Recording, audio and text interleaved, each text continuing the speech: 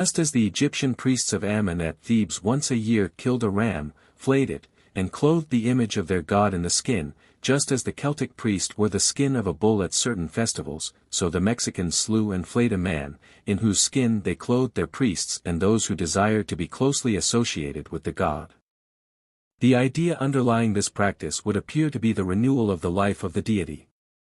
It seems to have some bearing on the phenomena of the system known as totemism, regarding the real significance of which we know so little, despite the seeming erudition which has of late years been lavished upon its consideration, for, as we have seen, the captor of the slain victim was not permitted to eat of his flesh, although that may only have been taboo to him because he stood to the doomed man in the relation of a sponsor. Zype represents the earth flayed, that is bare, and ready for sowing. The flaying of the captive and the dressing of the god's representative in the skin may have been of the nature of sympathetic magic, as a suggestion to the earth to rehabilitate itself in its covering of yellow maize. It is precisely the agricultural god whom in Mexico we must expect to find clothed in all the attributes of the warrior, and truly Zype does not disappoint us in this respect. He is armed cape pi, and his dress was the favorite harness of Mexican royalty when it went forth to battle, as witnessed the Spartan suggestion of Moctezuma to his brother on the eve of a great combat. 60 The Codex Vaticanus A calls him Il Gareggiator Atrestato. Thus at his feast the sacrifice takes the form of a combat. Indeed, he represents the warrior caste, by the efforts of whom the altars of Mexico were supplied with human victims, and the maize crop was consequently secured. Zype is in some measure associated with that sacred bird, 220, the quail, which has been connected with sacrifice in many lands. This bird frequently takes refuge in the last sheaves of grain in a harvest field, and thus, perhaps, came to symbolize the corn spirit driven from its last stronghold. In Normandy in the harvest field the reapers pretend to catch a quail and dispatch it.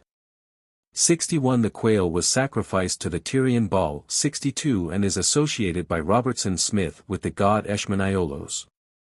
63 The bird-like character of Zype's dress may assist us in the belief that he was partially evolved from some bird of the quail species commonly found in the maize field. He bears a strong resemblance to the Maya god Zype was probably a maize god of the Yopi who came to partake of the character of an Aztec grain and sacrifice deity, his own type of immolation, the shooting by arrows, being partially superseded by the warrior's death upon the Temelacatl. It would seem that, as the god of a people of Nahua race, but older in their occupation of the land than the Azteca and Chichimex, he probably took much the same line of development after his worshippers settled in the Yopi country as Tezcatlipoca and Huitzilopochtli took in a more northern environment, that the resemblance was recognized by the Azteca, as is shown by his affinity with Tezcatlipoca, with whom, indeed, he is identified as Tlatlauqui Tezcatlipoca, or the Red Tezcatlipoca, and that under their guidance his festival took a similar form to that of the gods in question. His festival is certainly a mythodramatic performance explanatory of the preparation of the earth for the sowing of grain, the soil being rehabilitated by the death of the captive warrior. 221, Contents, Xilanen equals, Young Maize Mother, Area of Worship, originally Huichol tribes, later, Valley of Anahuac. Festival, Uei Tecuilhuatl, in the 8th month. Aspect and insignia Sahagan MS, Biblioteca del Palacio. The face is painted half red, half yellow, and the goddess wears a crown of paper decorated with quetzal feathers. Her collar is of green precious stones and her overdress is the color of spring flowers, red. Her skirt is of the same hue. She wears sandals, and carries a shield with horizontal lines. In her hand she holds a red rattleboard. Festival the Uei Tecuilhuatl. The festival to Xilanen was the Uei Tecuilhuatl, or Great Festival of the Chiefs, which lasted 8 days and was celebrated when the maize plant had almost reached maturity. Our chief authorities for its events are Sahagan 64 and Torquemada 65. The former states that at this period of the year, June, July, the women wore their hair unbound, in order that the maize might be prompted to grow in equal luxuriance. During the days of the festival such persons as visited the temple were permitted to drink abundantly of Chian Pinoli, a beverage manufactured from the seed of the chian tree, mingled with maize flour and aloe honey, and as much maize porridge as could be grasped in the hand, to symbolize the plenty which would follow the ripening of the grain. The food thus supplied was the gift of the chiefs, from which circumstance the festival took its name. Dancing commenced each night at sunset, and was accompanied by singing, the scene being illuminated by the glare from burning pine torches. The dancer around whom interest chiefly centered was the Zalaquia, she who is clothed with the soil, a slave girl who represented the goddess, wearing her red face paint, 222, large square headdress and variegated raiment. She was constantly guarded by 3 old women called her mothers, and was sedulously instructed in the dancing school for the part she had to play. In all likelihood she was kept in complete ignorance of her impending fate. Day after day she danced, surrounded by the women of the community, who shook their long hair, and it was believed that the maize crop would be vigorous or the reverse as her terpsichorean exertions were spirited or listless.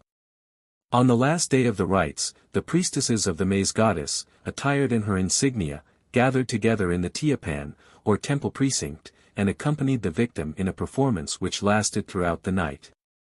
When day broke, the chief nobles and warriors of Mexico joined the women and danced a solemn arito, the men dancing in front and the women behind them.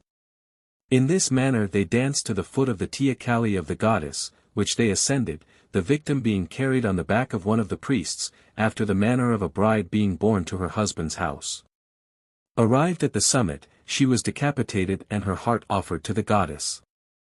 Until she was sacrificed no one might eat of the new maize, lest it should fail to ripen.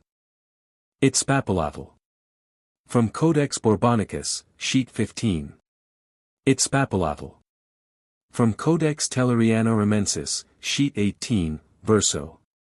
Periesthood the Sintiotson, Lord of Maize, says Sahagan, had charge of affairs at the festival of Xilanen, see Sintiotl.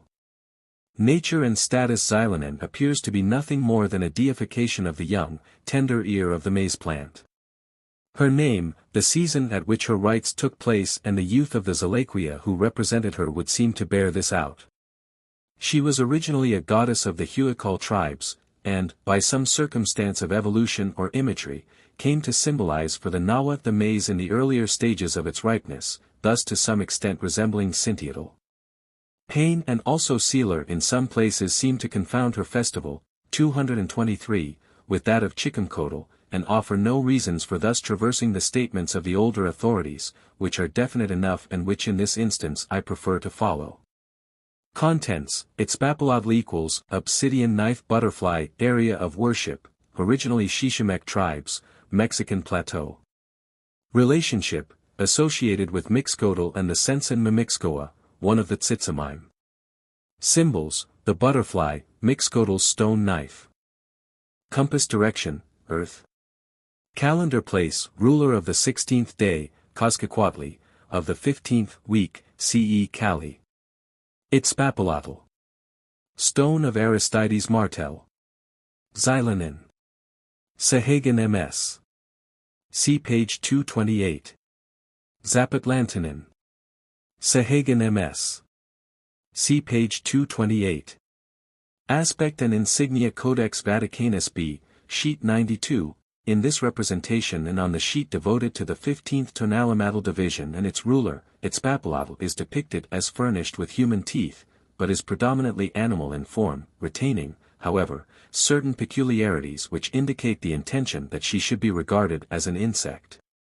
She displays a kind of butterfly wing, edged round with stone knives.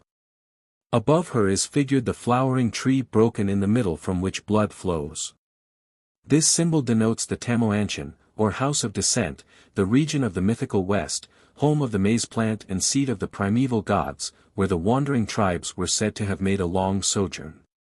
In sheet 63 she is represented as standing upon a platform, which seems to be covered with a symbolic leaf, perhaps that on which butterflies are most usually found. She has a dark body edged with white, and the claws and face are flecked with uli rubber gum. The head is an adaptation of that of Tlaloc, and a short, wheel-shaped wing occupies the back from nape to tail root. Codex Borgia. Sheet 11, In this place the goddess is depicted as a woman with jaguar claws on hands and feet. The facial painting is like that of Tlahuitzcalpantecutli, but the 224 features are those of the death god, a skull with a stone knife nose.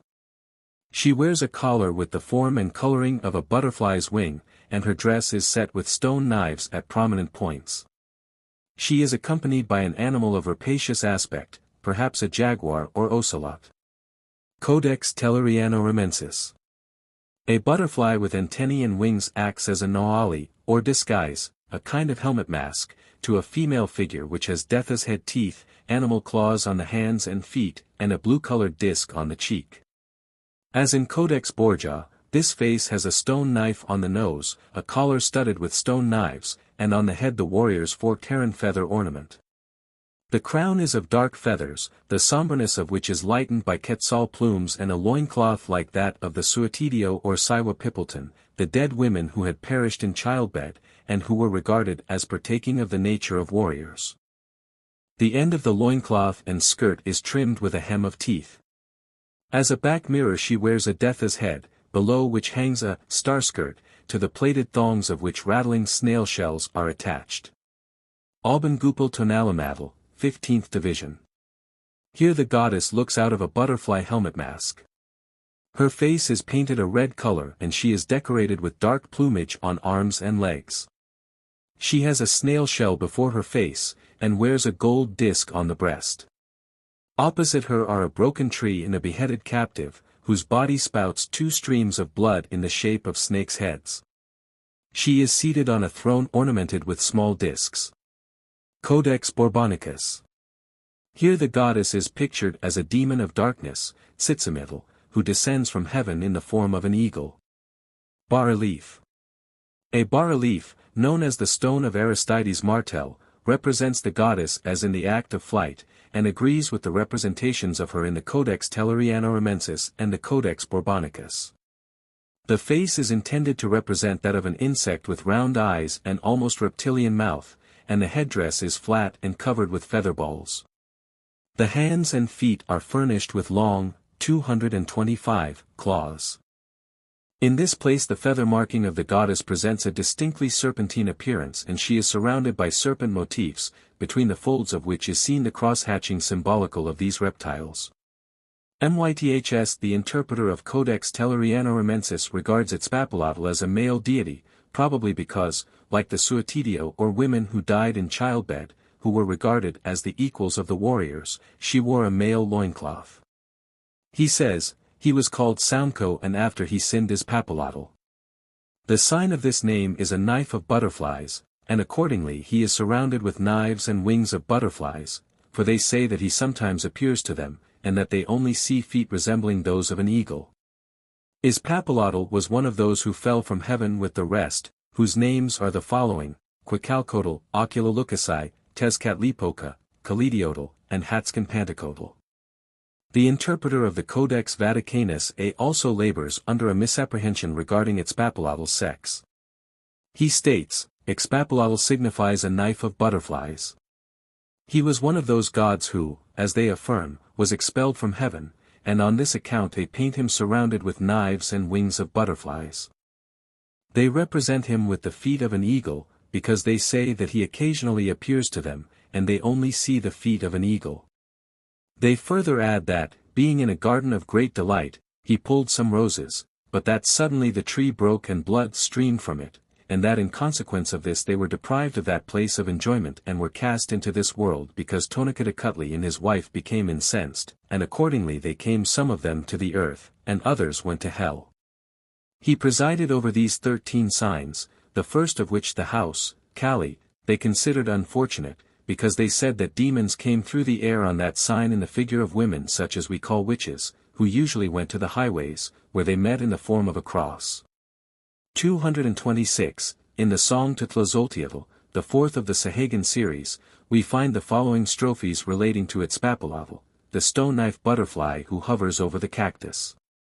Her food is on the 9 plains, she was nurtured on the hearts of deer, our mother, the earth goddess. The reference to the 9 plains alludes to the circumstance that Itzpapalotl is a goddess of the Shishimek, or hunting people. The two first lines of this song are translated by Seeler as follows: "Oh, she has become a goddess of the melon cactus, our mother Itzpapilatl, the obsidian butterfly." The inference in these lines seems to be that whereas Itzpapilatl was formerly the goddess of a hunting tribe who sacrificed deer to her, she has now become the deity of the cultivated field and a settled agricultural community. This hypothesis would appear to gain strength from the text of the Annals de Cuautitlan, where Itzpapilatl is spoken of as the foundress of the oldest Shishimec kingdom in Nequimiacan, place of the wild agave. Camargo states 66 that the tribes issuing from Chicamaztoc, the Seven Caves, first came to Mazatepec, the Deer Mountain, then to the province of Tepuec, where a victim was sacrificed to Itzpapilatl by shooting him with arrows, a circumstance which in itself proves the goddess to have been associated with the earth. Nature and status like Mixcoatl, with whom she is closely associated, Itzpapilatl appears to have been originally one of the ancient stellar and lightning deities of the Shishimec or nomadic tribes of the northern plains. Later, on the abandonment of the hunting mode of subsistence and the acceptance of a more settled and agricultural mode of life by the tribes who worshipped her, Itzpapilatl would appear, as the allusion to 227, her in the song to Tlazolteotl seems to show, to have become a goddess of the food supply, the melon patch, and the maize crop. She was one of the Tzitzimime, or demons of darkness, and as such symbolically took insect shape, cf. Xochiquetzal as a spider, but beneath her butterfly form there lurks the symbol of the old, fierce Earth Mother with claws and merciless, protruding teeth, which were originally evolved from those of the Cipactli, or Earth Monster. It seems to me also that she bears about her the marks of the deer, and at this I am not surprised, as I am convinced that in many lands the deer is regarded as a surrogate of the dragon, and is thus frequently associated with fire and water. Indeed, in places, Itzpapilatl is tacitly identified with the mythical deer Itzcuy 67, the captive and wife of Mixcoatl. That Itzpapilatl is associated with fire is probable, and we know from the song that she was nurtured on the hearts of deer. From her association with the obsidian cult and the fact that she is closely connected with Mixcoatl, whose obsidian knife is her symbol, I should not be surprised to find further evidence that she is in some manner identified with the lightning, the heavenly fire, or the stars. Again, we know that the butterfly was in some measure associated with the Suatidio, the women who died in childbed. We know, too, from Sahagan's account that at the festival of the Suatidio the people offered cakes stamped with a butterfly and S-shaped cakes to these spirits, to represent the lightning. In Codex Telluriano-Ramensis, Itzpapilatl wears the male loincloth, like the Suatidio, and in Codex Vaticanus B, sheet 92, there is represented near her a flowering tree broken in the middle and spouting blood, the glyph or symbol of Tamoanchan, the paradise of the West, where dwelt the Suatidio. In the Mexican mind the gaudy hues of the butterfly may have become associated with the brilliance of the western sky at sunset, and this may account for the connection which undoubtedly exists between Itzpapilatl and the western home of the Suatidio. Again, the insect may, 228, typify the frivolous nature of these dead women. 68 However, the precise significance of this goddess is by no means easy to arrive at, and in any case is composed of elements of considerable obscurity and diversity. 69 Tezcatlipoca, it may be recalled, is the obsidian snake. His obsidian sandals in some mizas bear the zigzag lines of the snake and, as has already been said, the footgear is frequently eloquent of the name or character of a person or divinity in Mexican painting. In Itzpapilatl we seem to see another deity of the obsidian cult.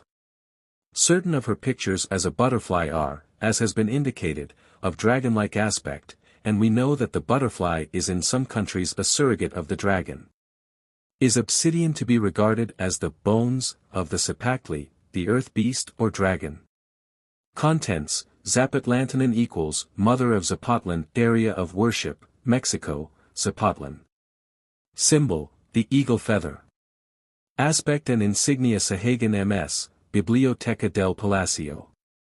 Behind the region of the chin and on the front part of the neck the goddess has a black, almost beard-like painting. She wears a crown of paper flecked with uli gum, and decorated at the top with quetzal feathers. Her collar is of Chalchihuitl stones and she wears a plain overdress and skirt edged with horizontal bands, connected by slanting strips. Her feet are sandaled, and her shield has the insignia of the eagle feather. In her hand she carries the rattle-staff of the rain god.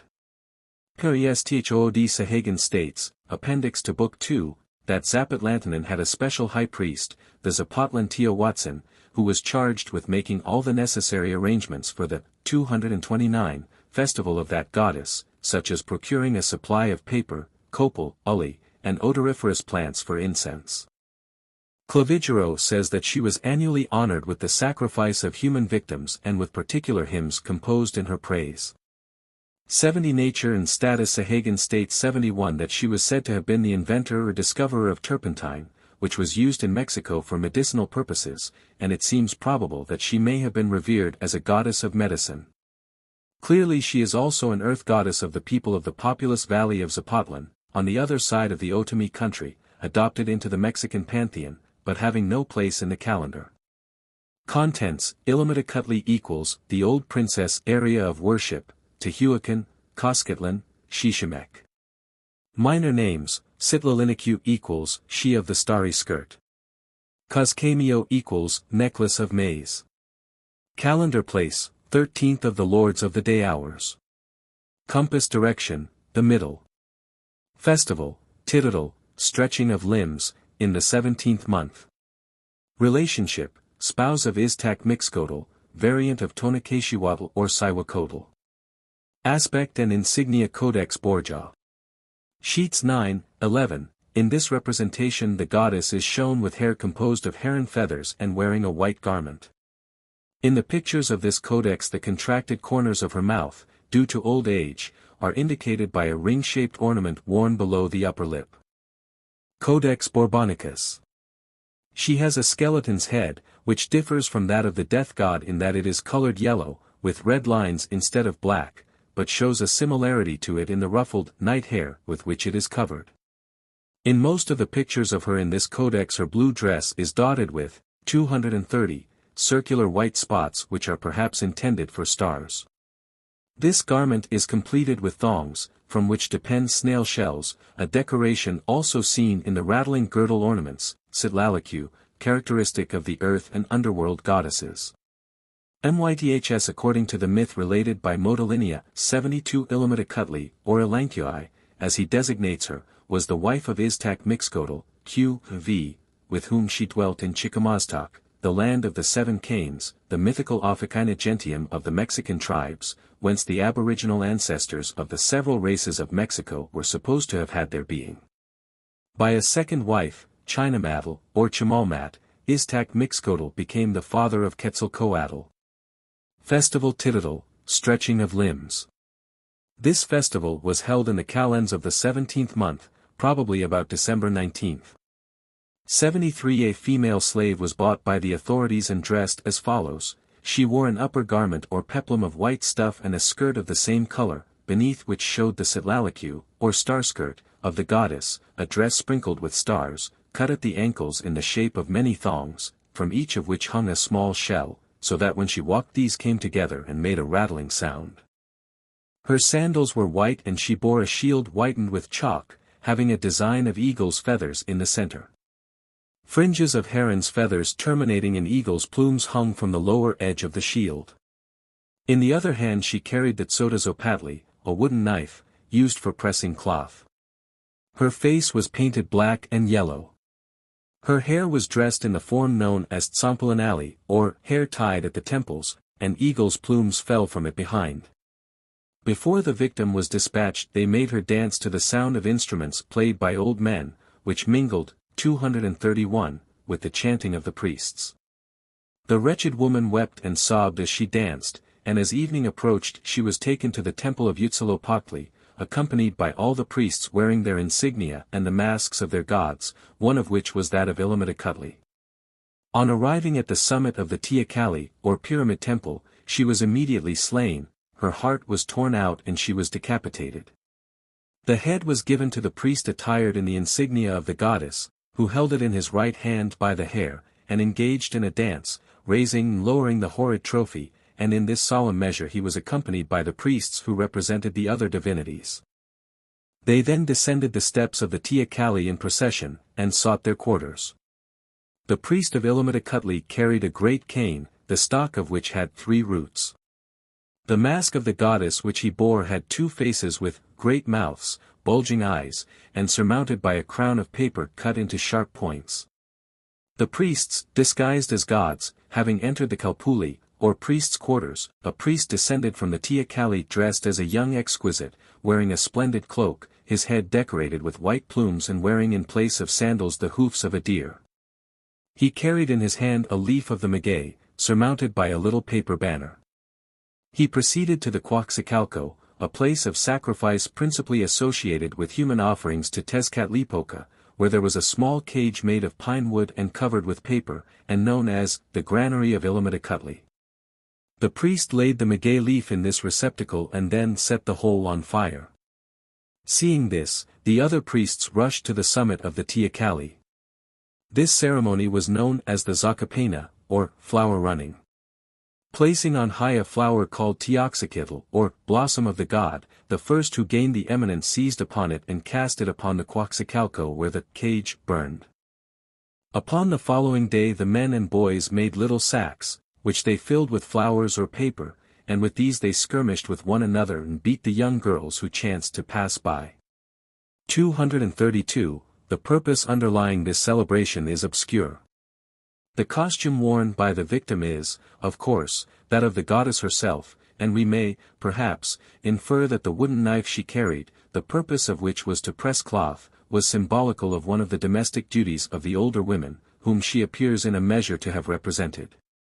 The exercise of dancing to which the victim was subjected seems to bear reference to the name of the festival, Tititl, the stretching of limbs, and its purpose was probably to ensure vigor and liveliness in the earth or soil, for it was about this period that the winter solstice occurred and the labors of the field were renewed. The Earth Mother must, therefore, stretch her limbs ere she once more took up the great task of growth. 74. The decapitation of the slave girl was probably a dramatic mythical representation of the reaping of the maize.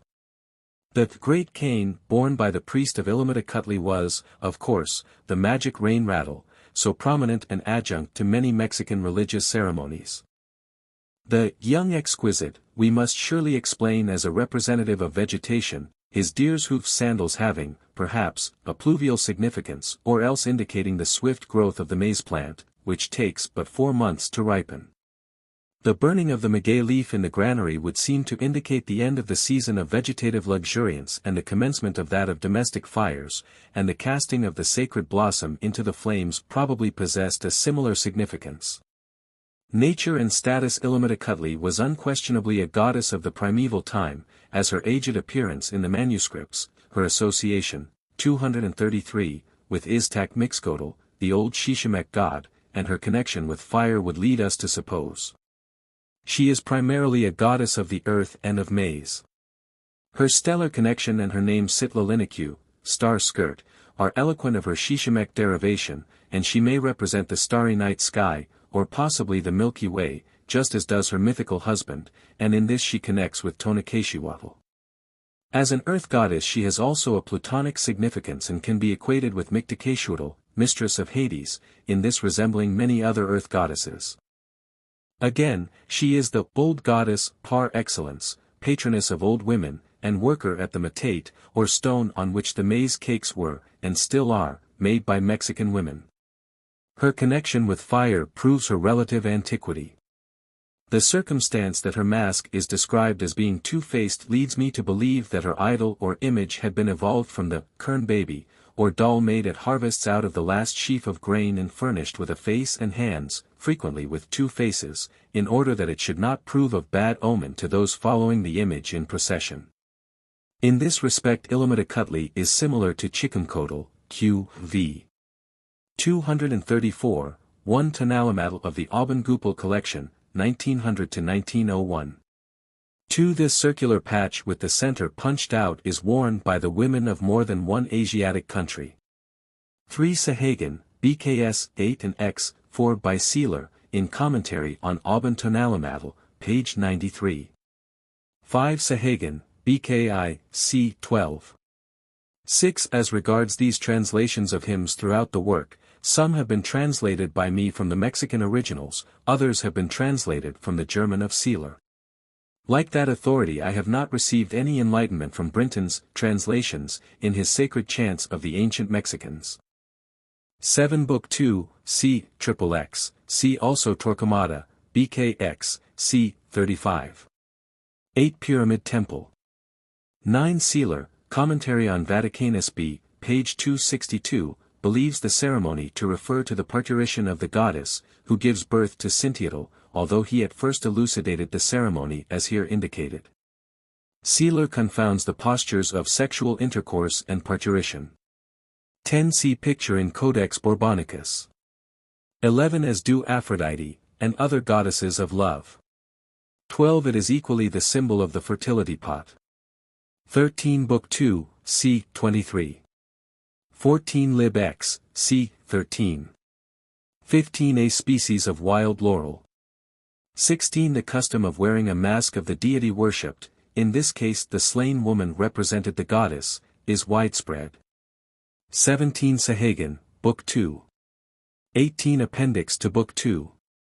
19 Who, like several of the older Spanish authorities, regarded Cintiatl as a goddess, a belief now exploded. See Volume 1, Book 6, English translation. 20 It might be quoted against this view that the lewd life of pleasure of which Xochipilli and Maquilxochitl are the representatives results in that death which is the child of sin, and that these gods are therefore brothers to Cintiatl in this especial connection. Seeler, Com Codex Fej.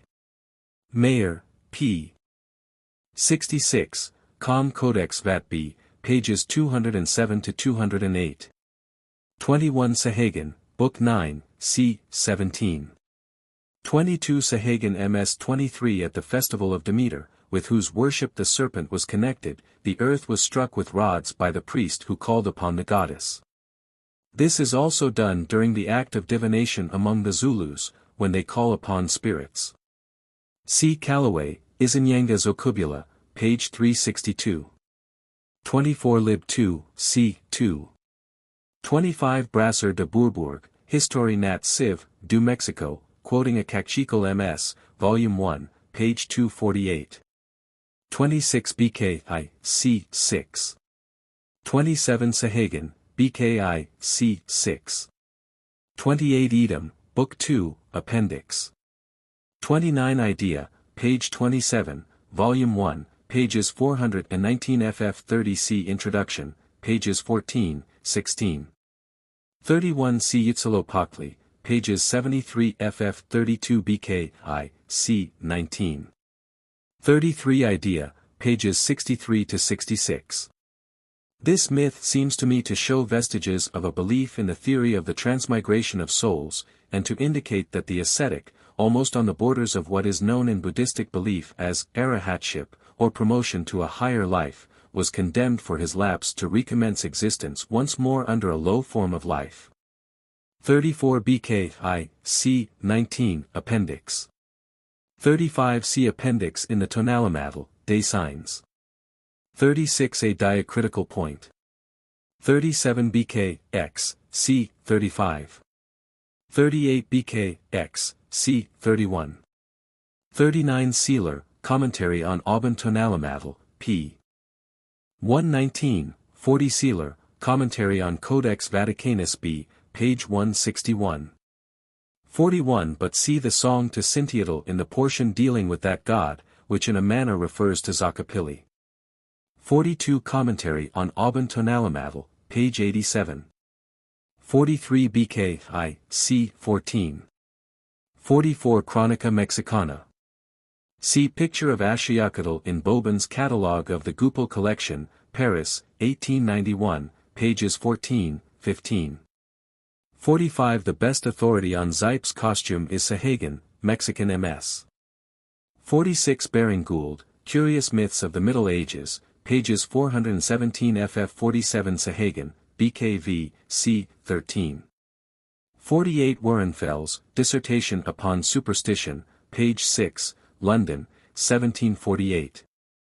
Bancroft, Native Races of the Pacific States, Volume 2, pages 719 ff 49 Roscher, Über Celine und die Verwandts, Leipzig, 1890, pages 49 ff 50 Pliny, Nat History, Volume 2, page 223, Payne, History.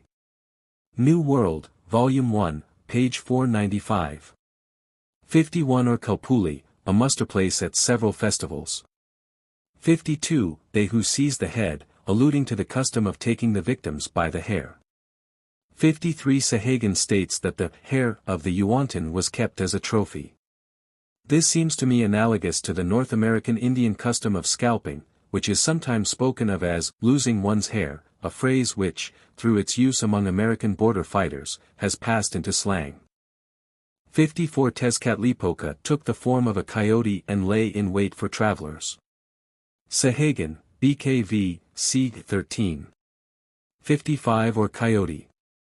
56 Sahagun, Book 2, Appendix. 57 Sahagun, Book 2, Appendix. 58 Sealer, Commentary on Codex Vaticanus B, page 175.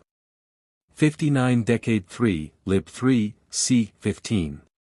60 Tezazomac, Chronica Mexicana, c. sci. 61 J. Lecoeur, Esquisses du Bocage Normand, Volume 2, page 240.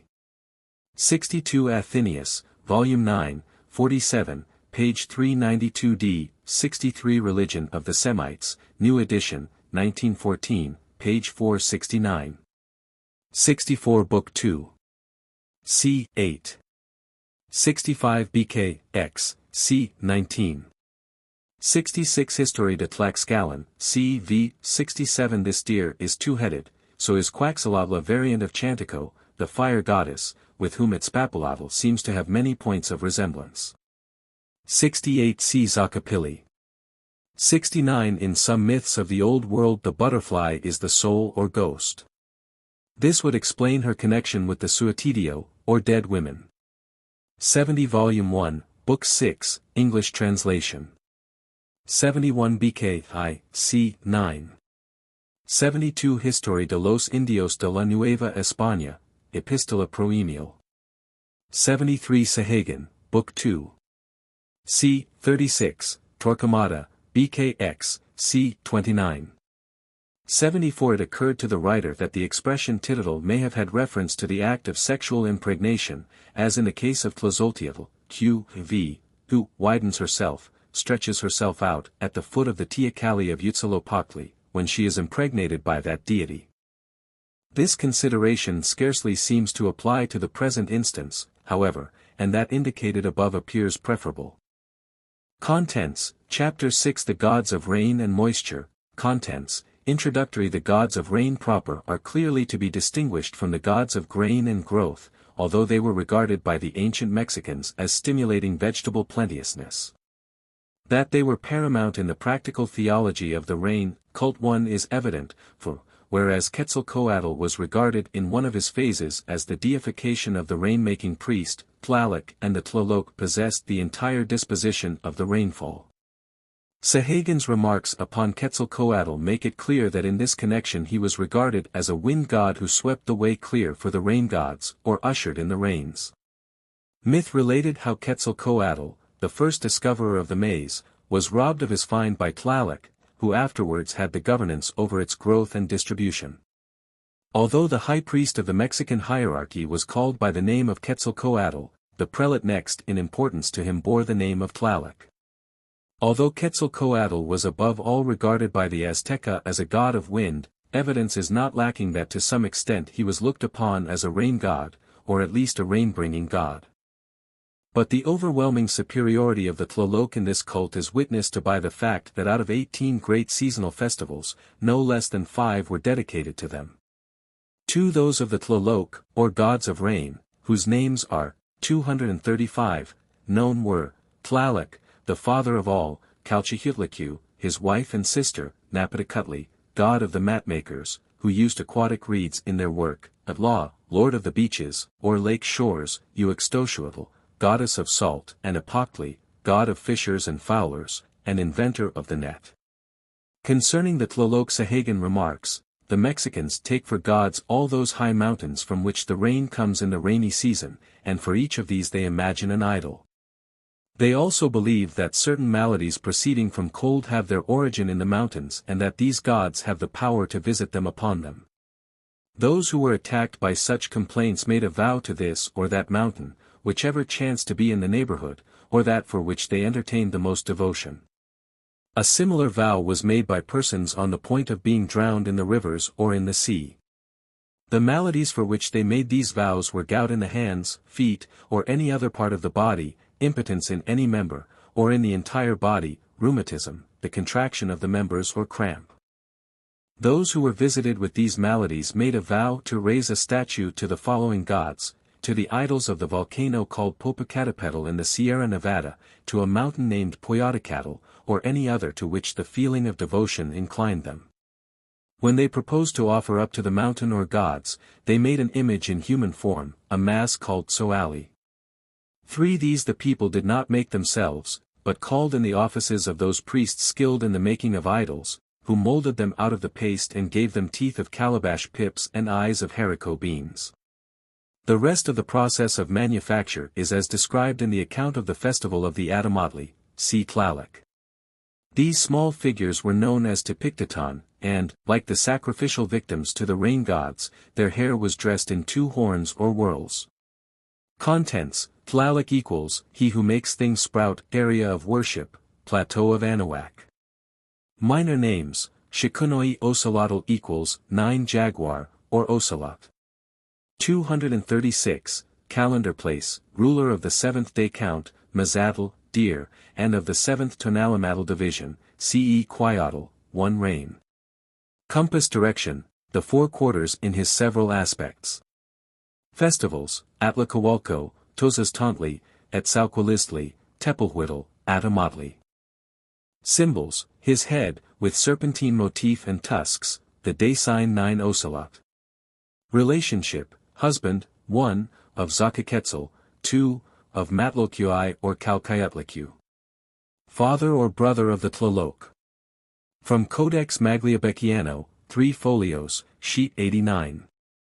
From Codex Magliabechiano, 3 folios, sheet 34.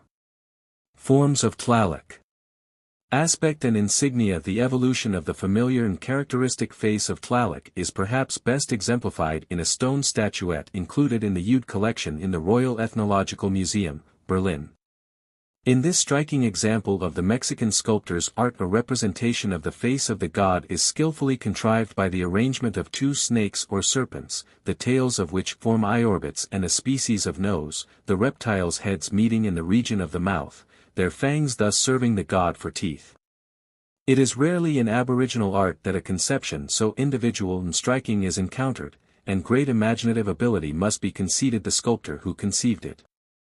It is not known whether the later pictures and carvings of Tlaloc were evolved from this effigy, but it is not unreasonable to suppose that either from it or similar representations the later conception of him came into being.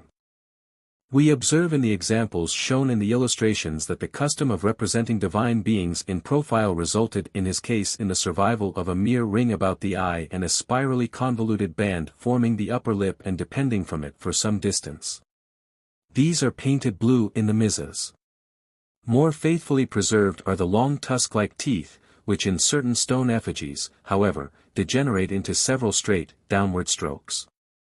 This head of the rain god is almost invariably reproduced as the symbol for the day sign Atl, water.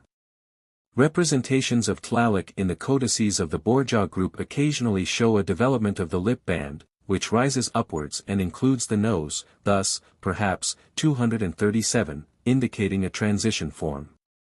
In the Vatican B, Fedraveri Mayer, and Laud codices the prolongation of the lip band and its serpentine character are apparent, the snake's teeth and eye being clearly visible. From Codex Fedraveri Mayer, sheet 14. From Codex Vaticanus A, sheet 20. Forms of Tlaloc. Codex Borgia. Sheet 14, in this place the body paint of Tlaloc is green, although, as a rule, it is black elsewhere. The face is half black, half yellow. The eye and lip bands are blue. The head is crowned with white heron feathers, such as are worn by the Occli gods. A fillet surrounds the forehead, and from this spring 4 rosettes, which may symbolize the 4 quarters from which the rain falls. The headdress and its accompanying ornaments are painted in alternate stripes, green and white, sprinkled with liquid rubber. A paper tie adorns the shoulder, such as was used for the decoration of offerings, or in the ceremonial arrangement of the dead. The earplug is square, to indicate, perhaps, the 4 quarters. It is in this codex, sheet 12, that we obtain the best evidence of the reflection of the various points of the compass upon the character of the great god of rain. But the most important pictures in Codex Borgia relating to Tlaloc are those on sheet 27, which illustrate the cycle of 52 years, and show in the 4 corner compartments the 4 days which form the initial days of the 4 quarters of the cycle. They do not, however, commence with CE Cattle, 1 reed, CE Tecpatl, 1 flint, CE Cali, 1 house, CE Tocli, 1 rabbit, as might be expected, but with CE Sepactli, 1 earth beast, CE Maquistli, 1 death, CE Azamatli, 1 monkey, and CE Coscaquatli, 1 vulture, for the reason that the tonalamatl signs here shown are hieroglyphic of the 4 quarters of the heavens, rather than allusive to the dates of the grand cycle of 52 years.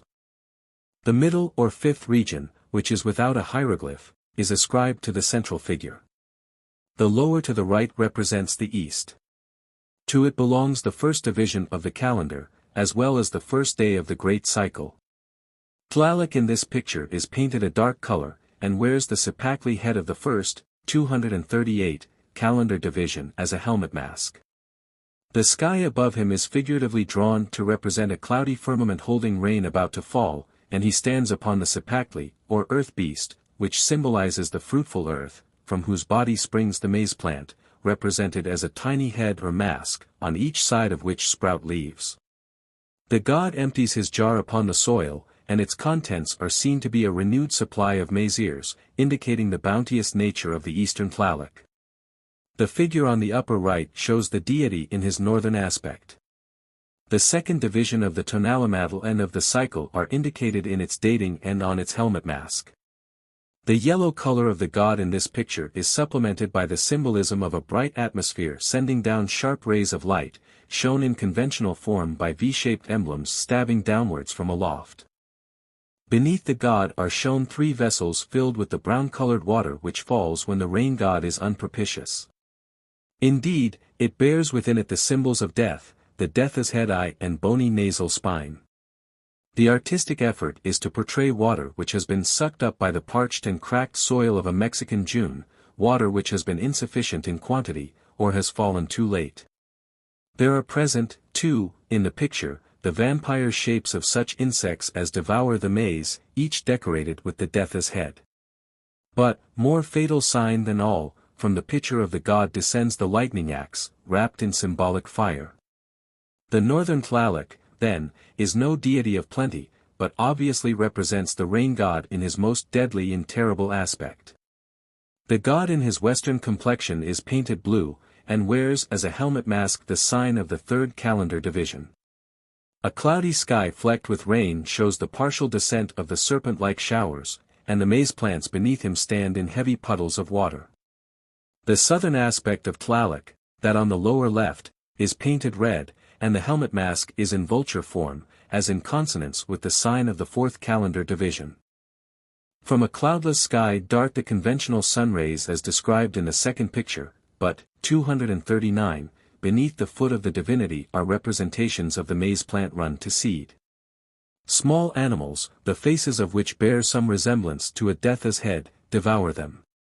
Once again the lightning axe falls from the jar held by the god, accompanied by its bright, symbolic flame. The central figure represents the influence of the rain god from the zenith. The Tlaloc who presides over this situation is striped red and white, the colors of night and twilight, and he is represented in the normal insignia of the rain god. He is accompanied by the signs for day and night, and the earth goddesses cluster around his feet. From the jar he holds are poured all manner of warlike implements, the atlotl, javelin, shield, and banner. The similar five-fold representation of Tlaloc on sheet 28 is believed by Seeler to illustrate his connection with the Venus period. Codex Vaticanus A, sheet 20, here Tlaloc is represented with the body painted black, the forepart of the face black and the hinder portion yellow. His chin is bearded and the lip band is prolonged, as described above. In front of his mantle is a stone knife, from which fire issues. His attire is painted in alternate stripes of black and green, flecked with melted rubber. He wears the fillet of Tonatiuh, the sun god, and the strips of hide which fall from the panache of feathers on his head are also part of the sun god's insignia. He holds a burnt offering of firewood and rubber in his hand, enveloped in a covering painted black and green, flecked alternately. The type of the tarns or pools into which such offerings were cast is depicted in front of him, in the depths of which are seen fishes and snails. Codex Magliabechiano. Sheet 92, here he is represented in female costume and, as in the Sahagan Mizas, a white circular spot or patch with black dots is visible on the god's cheek, which, the text implies, was made of the crushed seed of the Mexican prickly poppy, Argemone mexicana. General. Other details in the costume of the rain god are eloquent of his nature and characteristics. In the Borgia group of codices his garment and headdress are dark, 240, green, flecked with melted rubber, whilst in those codices from the Mexican country proper we find them painted blue, bespotted with the same unpleasant incense. His robe, the anaxacillae, dripping garment, cloud garment, is said to be set with green gems, and in his ear is a broad plate with a dependent band on which are worked smaller figures made of chalchihuitl stones. On his breast he wears a wide collar of plaited stuff, reeds, also enriched with the precious green stone typical of water, and a large gold disc. From Codex Laude. Stone figure, from Castella del Tio. Forms of Tlaloc. In Codex Vaticanus A, the Codex Magliabechiano, and the Sahagan Mizas we find him wearing at the nape of his neck a large crescent-shaped loop which projects on each side of the head and is secured in the middle by a rosette, as well as his crown of heron feathers. In the Codex Vaticanus B a large fan-shaped object painted dark green and white projects behind the head of the god. In Codex Borgia, sheet 14, 2, he wears the headdress of Mayaul, the goddess of the agave plant, but the colors in which it is painted, dark green and white with rubber flecking, are his own and not the blue and white of the female divinity. In the Codex Magliabechiano, sheet 77, and on a stone relief in the Trocadero Museum, Tlaloc is represented as holding a jug in one hand and a staff in the other, the latter of a blue color and having serpentine bands in its length. In Codices Vaticanus B and A he also holds this serpentine wand and in the other the incense pouch marked with a cross, to symbolize the four quarters of the heavens. Occasionally he is seen holding the agave thorn or spike and the omittal bone, the implements of mortification, as in Codex Borbonicus and Codex Borgia, sheet 67. Gama, Dos Piedras, PTI, page 101, PT2, pages 76 to 79, states that in Tlaloc's left hand was a shield ornamented with feathers. In his right were thin, wavy sheets of gold, representing his thunderbolts, or sometimes a golden serpent, representing either the thunderbolt or moisture. On his feet were a kind of half-boots, with little bells of gold hanging therefrom. Round his neck was a band or collar set with gold and gems, while from his wrists depended strings of 241 costly stones. His dress was an azure smock, reaching to the middle of the thigh, cross-hatched all over with ribbons of silver forming squares, and in the middle of each square was a circle of silver, while in the angle thereof were flowers, pearl-colored, with yellow leaves hanging down. His shield was similarly decorated, with feathers of yellow and green, flesh color and blue, each color forming a distinct band. The body was naked from mid-thigh down, and of a grey tint, as was also the face. This face had only one eye, of a somewhat extraordinary character. There was an exterior circle of blue, the interior was white with a black line across it, and a little semicircle below the line. Either round the whole eye or round the mouth was a doubled band or ribbon of blue. In the open mouth were 3 grinders. The front teeth were painted red, as was also the pendant with its button of gold that hung from his ear. He wore an open crown of white and green feathers, from which depended red and white plumes. Ixtlilxochtli represents him in the month Itzali pictured with a cane of maize in the one hand, and in the other an instrument with which he is digging the ground, in which he places maize leaves in a kind of food, like fritters, called Itzali. Sahagan ms. This states that the god's face was entirely black with a few spots of salvia chia. The body was also of a dark color. He wears a mist, or cloud, shirt without sleeves, in the Toltec fashion, falling to the knee, and a cloth is rolled round the hips. The crown is of heron feathers, and the sandals symbolize the foam of water. The shield is inset with water flowers or rushes, and the god carries a white rush staff. Statuary and vases. As has been said, the vases in the Ude collection and in the Anthropological Museum at Berlin show the Tlaloc face, probably in its earlier state of development. In both of these a serpentine motif arches over the eyes and meets in a knot or twist which forms the nose, while a separate serpent, 242, pattern forms the mouth in a mustache-like manner, the long teeth jutting out from underneath it. Another found in the Calle de las Escalerillas, Mexico City, is identical with these last. A stone slab found at Cerro de Zapotitlan, near Castillo de Tío, and resembling a tombstone, shows the face of Tlaloc very clearly, the characteristic feather crown and the long tusk-like teeth being especially noticeable.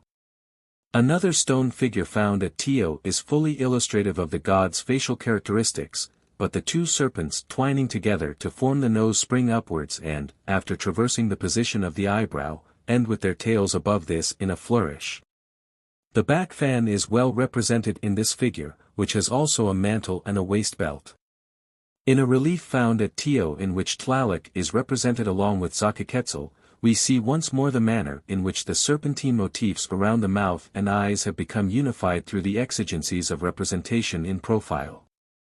The usual insignia are represented here, such as the necklace, the back fan, and the short tunic, but certain knots or bows on the dress lead me to think that what have been commonly taken for sprinklings of India rubber gum, uli, may be small ornamental knots of some textile material.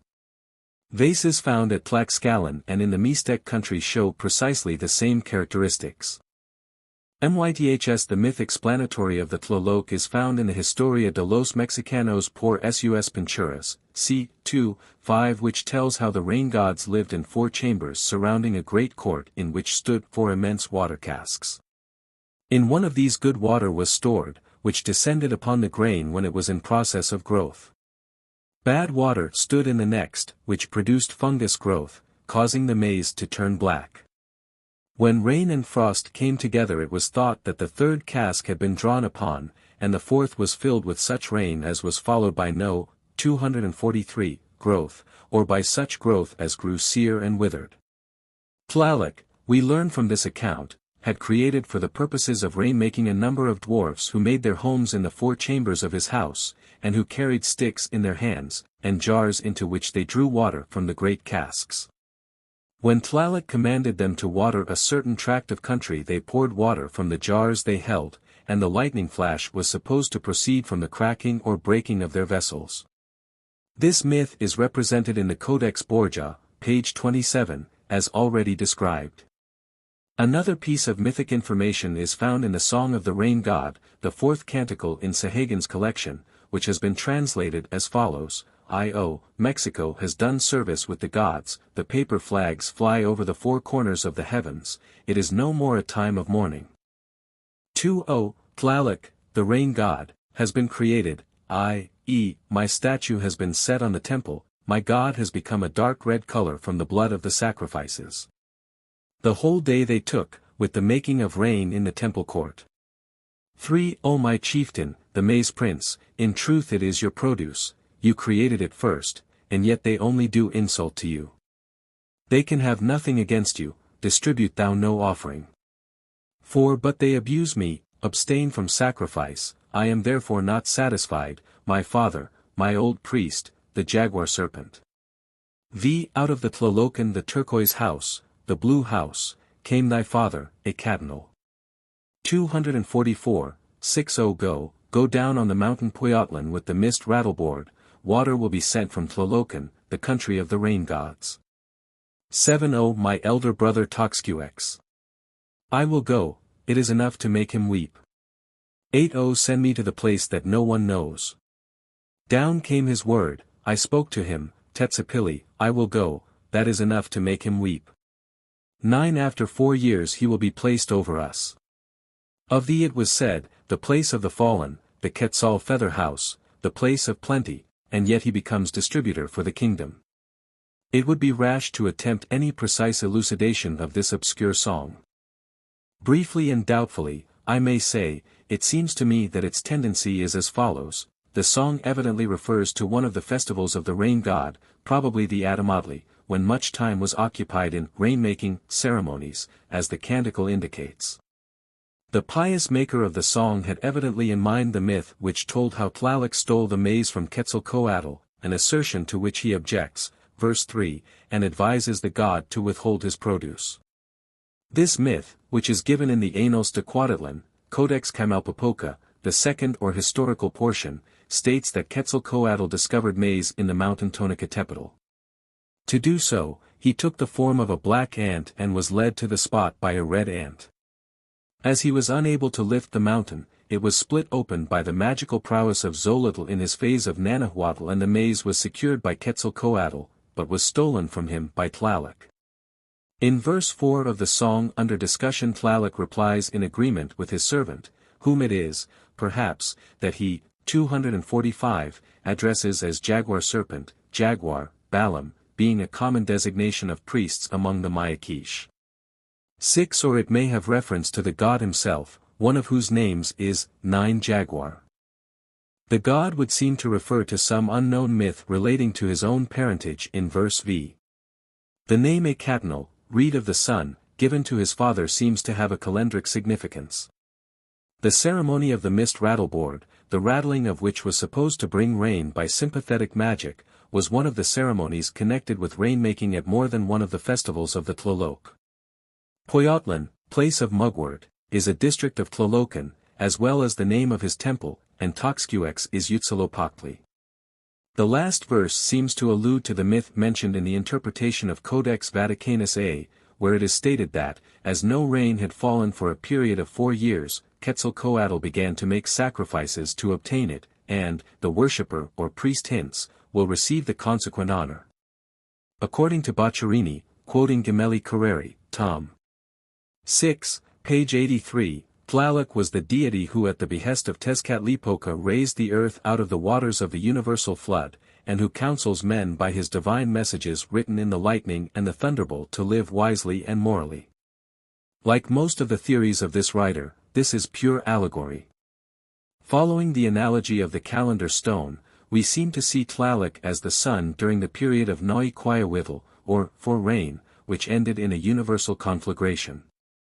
The interpreter of the Codex Vaticanus A alludes to Tlaloc as feminine, speaks of him as goddess of water, and explains Tlaloc as signifying fine weather. Farther on he states that, on the 21st of December they celebrated the festival of this god through whose instrumentality they say the earth became again visible after it had been covered with the waters of the deluge. They therefore kept his festival during the 20 following signs, in which they performed sacrifices to him. 246. The abode of Tlaloc was in Tlalocan, the heights on the road from Texcoco to Huetzitzinca and Tlaxcalan, a high and shady place. 7 This locality remained verdant and moist because of its proximity to the snowy peaks above it even when the plains beneath languished in drought under merciless sunshine, and it seems natural that it should have appealed to the ancient Mexicans as a fitting abode for the god of rain. Of Tlalocan in its more mythical sense, Sahagan, c. 2, Appendix to Book 3, says that there was abundance of all refreshments, green maize, calabashes, and other vegetables and fruits. Here dwelt the Tlaloc, who resembled the priests who ministered to their idols in that they wore their hair long. The folk who went to that paradise were those who had been killed by lightning, the leprous, gouty, and dropsical, any such, in fact, who had died from a watery complaint. In Tlalocan they enjoyed a perpetual summer. Festivals Quetzal Aloa. The first annual festival to the Tlaloc was the Quetzal Aloa, of which Sahagun says, in the first days of the first month of the year, which month was called in some parts of Mexico Cuauhtlaloa, but generally Atlacoalco, and begins on the 2nd of our February, a great feast was made in honor of the Tlalocs, gods of rain and water. For this occasion many children at the breast were purchased from their mothers, those being chosen that had 2 whorls in their hair, and that had been born under a good sign, it being said that such were the most agreeable sacrifices to the storm gods, and most likely to induce them to send rain in due season. Some of these infants were butchered for this divine holiday on certain mountains, and some were drowned in the Lake of Mexico. With the beginning of the festival, in every house, from the hut to the palace, certain poles were set up, and to these were attached strips of the 247 paper of the country, daubed over with India rubber gum, these strips being called Amatetawitl. This was considered an honor to the water gods. And the first place where children were killed was Cuatapetl, a high mountain in the neighborhood of Tlatelolco. All infants, boys or girls, sacrificed there were called by the name of the place, Cuatapetl, and were decorated with strips of paper, dyed red. The second place where children were killed was Yoltecatl, a high mountain near Guadalupe. The victims were decorated with pieces of black paper with red lines on it, and were named after the place, Yoltecatl. The third death halt was made at Tepetzingo, a well-known hillock that rose up from the waters of the lake opposite Tlatelolco. There they killed a little girl, decking her with blue paper, and calling her Quetzalcoatl. 10 For so was this hillock called by another name. Poyatla, 11 on the boundary of Tlaxcala, was the 4th hill of sacrifice. Here they killed children, named as usual after the locality, and decorated with paper, on which were lines of India rubber oil. The 5th place of sacrifice was the whirlpool or sink of the Lake of Mexico, Pantitlan. 12 Those drowned here were called Epcotl, 13 in their adornment Epupanuki. 14 The 6th hill of death was Cocotl, 15 near Calcoatenco. The infant victims were named after it and decorated with strips of paper, of which half the number were red and half a tawny color. The Mount Joaquim, 16 near Atlaquioa, was the 7th station, the victims being named after the place and adorned with a paper of tawny color. When the procession reached the temple near Tepetzinco, on the east, called Tozoacab, the priests rested there all night, watching and singing songs, so that the children could not sleep. In the morning the march was again resumed. If the children wept copiously, those around them were very glad, saying it was a sign that much rain would fall, while, 248, if they met any dropsical person on the road, it was taken for a bad omen and something that would hinder the rain. If any of the temple ministers, or of the others called Quaquavitli, or of the old men, broke off from the procession, returned back to their houses before they came to the place where the sacrifice was done, they were held infamous and unworthy of any public office. Thenceforward they were called Macaque, that is to say, deserters. 17 Tozazantli. The second festival to Tlaloc was Tozazantli, of which Sahagun says, the 3rd month was designated Tocazantli, the first day of it being consecrated to the festival of the god Tlaloc, who is the divinity of rain. Many children were slain on the mountains and offered in sacrifice to this god and his colleagues, in order to obtain water. The first fruits of the flowers of the year were offered in the temple called Yapico, no one daring to smell a flower until this offering had been made. The gardeners, who were designated Zacamanc, held a festival in honor of their goddess called Cuatlique, also known as Cotlan Tonan. It was likewise during this month that those who had been wearing the skins of the dead since the month previous, now stripped them off and threw them into the basin of the temple styled Yapico. This was done in procession and with great ceremony. They smelt like rotten dogs, and after disrobing they performed devotional ablutions. Sick people made vows to take part in this procession in the hope of being cured of their infirmities, and we are assured that many of them were thus restored. The masters of the captives and the people of their houses performed penance for 20 days, neither bathing nor washing until the skins of their victims had been carried to the basin of the temple above mentioned, and alleging their penance was in honor of their captives. The period of penance being over, they bathed and washed, and invited their neighbors and friends to banquets, performing elaborate ceremonies with the bones of their dead. 249 slaves. These 20 days until the following month were entirely spent in singing in the buildings called Quicacali, everyone being always seated, without dancing, and incessantly chanting the praises of their deities. Other rites were performed, an account of which will be given in the chapter dealing with them. 18 Etsalquilistli. The third festival to the Tlaloc generally was the Etsalquilistli. Concerning this feast Sahagun relates, on the first day of this month a festival was held in honor of the gods of rain. The priests of these divinities fasted for 4 days prior to the festival, these days consequently being the last 4 of the previous month. On the occasion of these celebrations the attendant satellites of the idols repaired to Sitlautepec to pull the rushes which grow very high and very beautifully in a pond called Tamilco. From thence they carried them to Mexico, to decorate the temples. No one was to be seen on the road which they traversed, everyone took care to hide in case they should meet them. But if, unfortunately, the priests encountered anyone on the road, they stripped him of everything, leaving him naked as a worm, and should he dare to defend himself, he was maltreated and left for dead upon the highway. Even had he carried the treasure of Motocoma and been robbed of it, it is quite certain that no punishment would have fallen upon them, for, in their capacity as priests of the idols, they were at liberty to do such things and worse without fear of consequences. On the day of the festival of Etsalquilistli, everyone prepared cakes or a broth called Etsali, which was considered as a delicacy among them, everybody partaking of them at home, and sharing the repast with visitors. 1,000 follies were perpetrated on that day.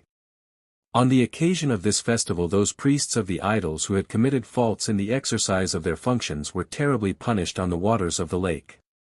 They were maltreated to the point of being left for dead on the 250 banks of the lake, whither their parents or relatives repaired to take them home almost lifeless. Death was also inflicted on a great number of captives and slaves dressed in the trappings of the god Tlaloc, in whose temples they were slain in their honor. The hearts of those unfortunates were then thrown into the gaping hole in the middle of the lake, which was at that time quite visible. 19 Many other rites were performed as well. 20 Tepulhuitl. The fourth festival to the gods of the water-giving mountains was the Tepulhuitl.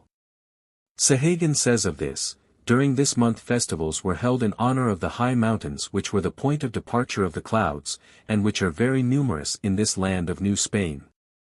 To each of these a statue in human form was erected out of a paste called tsoali, and offerings were made to these idols in honor of these mountains. Serpents were also made in their honor out of wood or the roots of trees, which were so carved as to terminate in an adder's head. Long pieces of wood of the size of a fist were also made, which were called ekatotonton, little winds. They were smoothed on the surface with a lump of tsoali, and were baptized as mountains, being placed upon men's heads. Images were also made in memory of people who had been drowned, or of those who had died such a death as entitled their bodies to be buried instead of being burnt. Having placed the statues just described upon the altars with great ceremony, tamale and many other foods were offered to them, hymns were chanted, and wine drunk in their honor. The day of the mountain festival having come round, 4 women and a man were slain. One of the women was called Tepexoc, the second Matlauk, the third Sakitacatl, the fourth Mayaul, the man bore the name of Milnotl. 21 These women, as well as the man, were decked with paper, 251, anointed with uli gum, and certain females, richly dressed, carried them in litters upon their shoulders to the place where they were to be killed. After they were slain and their hearts torn out, they were taken slowly away, being dragged down the temple stairs to the bottom, where their heads were cut off and placed upon wooden pikes, while their bodies were taken to the Kalpuli 22 and there divided for eating. The papers with which the statues were decorated were hung up in the temples, after the statues had been broken up for food. 23 Atamatli. On the 16th month, Atamatli, the people celebrated the rain god's festival in right good earnest. Says Sahagun 24, the 16th month was called Atamatli, that is to say the rain month, when the thunder and heavy rains began to display themselves. The people said, Now the Tlaloc come. At this time the priests began to pray earnestly for rain, doing penance the while. Taking their censers of serpent-headed brass, they threw the incense called yotli, they rang little bells attached to the censer, and censed all the statues of the gods and all the quarters of the town. As on another occasion, They made images of the mountains during the time they fasted, and prepared the paper usually used in these ceremonies. During 5 days when they bathed themselves they permitted no water to fall upon the head or to go above the neck. They also abstained from women. The night which preceded the Atamotli, which they celebrated on the 20th day of the month, they occupied in cutting the paper, which they gummed with uli, and which was then called Tutuatl. These they attached to long poles, which they planted in the courts of the houses, where they remained during the day of the feast. The paste images they made represented the mountains surrounding the valley of Anahuac. These were placed in the oratory of the house, where they were offered food, and people sat in front of them, serving them in tiny vessels full of food, little pots and 252 vessels of cocoa and food, which were offered 4 times a night. Nor was an offering of pulque forgotten. They sang all night before these images, and played on the flute. At daybreak the priests asked the people of the house for a tsatso pastli, or weaver's bodkin, with which they opened the stomachs of the images. They also beheaded them and drew out their hearts, which they handed to the master of the house in a green porringer. They then stripped them of the paper with which they were decked, which they burned in the court of the house along with the viands offered to the images. 25 Camargo, who had witnessed the festivals to Tlaloc 30 years before writing his book, states that 26 when the rain failed and the land was parched with drought, great processions were made in which a number of the hairless edible dogs of the country were carried on decorated litters to a place of sacrifice and their killed and their hearts cut out, after which the bodies were eaten with much festivity. This, of course, related to a period subsequent to the conquest, when human sacrifice was forbidden. He further states that old Aztec priests had informed him that the hearts of the human beings sacrificed to Tlaloc were first held up to the sun, then to the remaining 3 cardinal points, after which they were burned. Tlaloc was held in high respect, and priests alone had the right to enter his temple.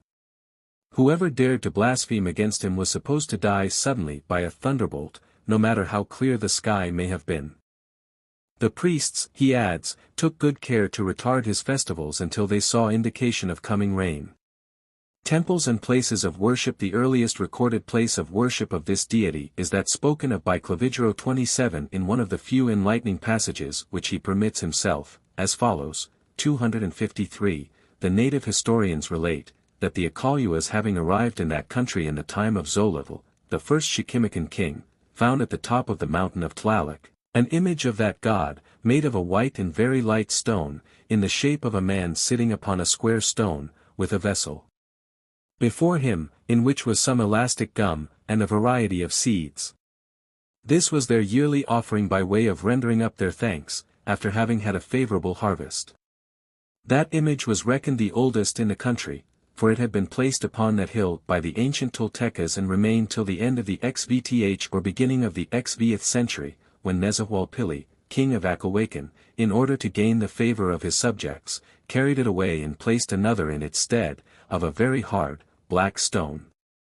The new image, however, being defaced by lightning, and the priests declaring it to be a punishment from heaven, the ancient statue was restored, and there continued to be preserved and worshipped, until the promulgation of the gospel, when it was thrown down and broken by order of the first bishop of Mexico.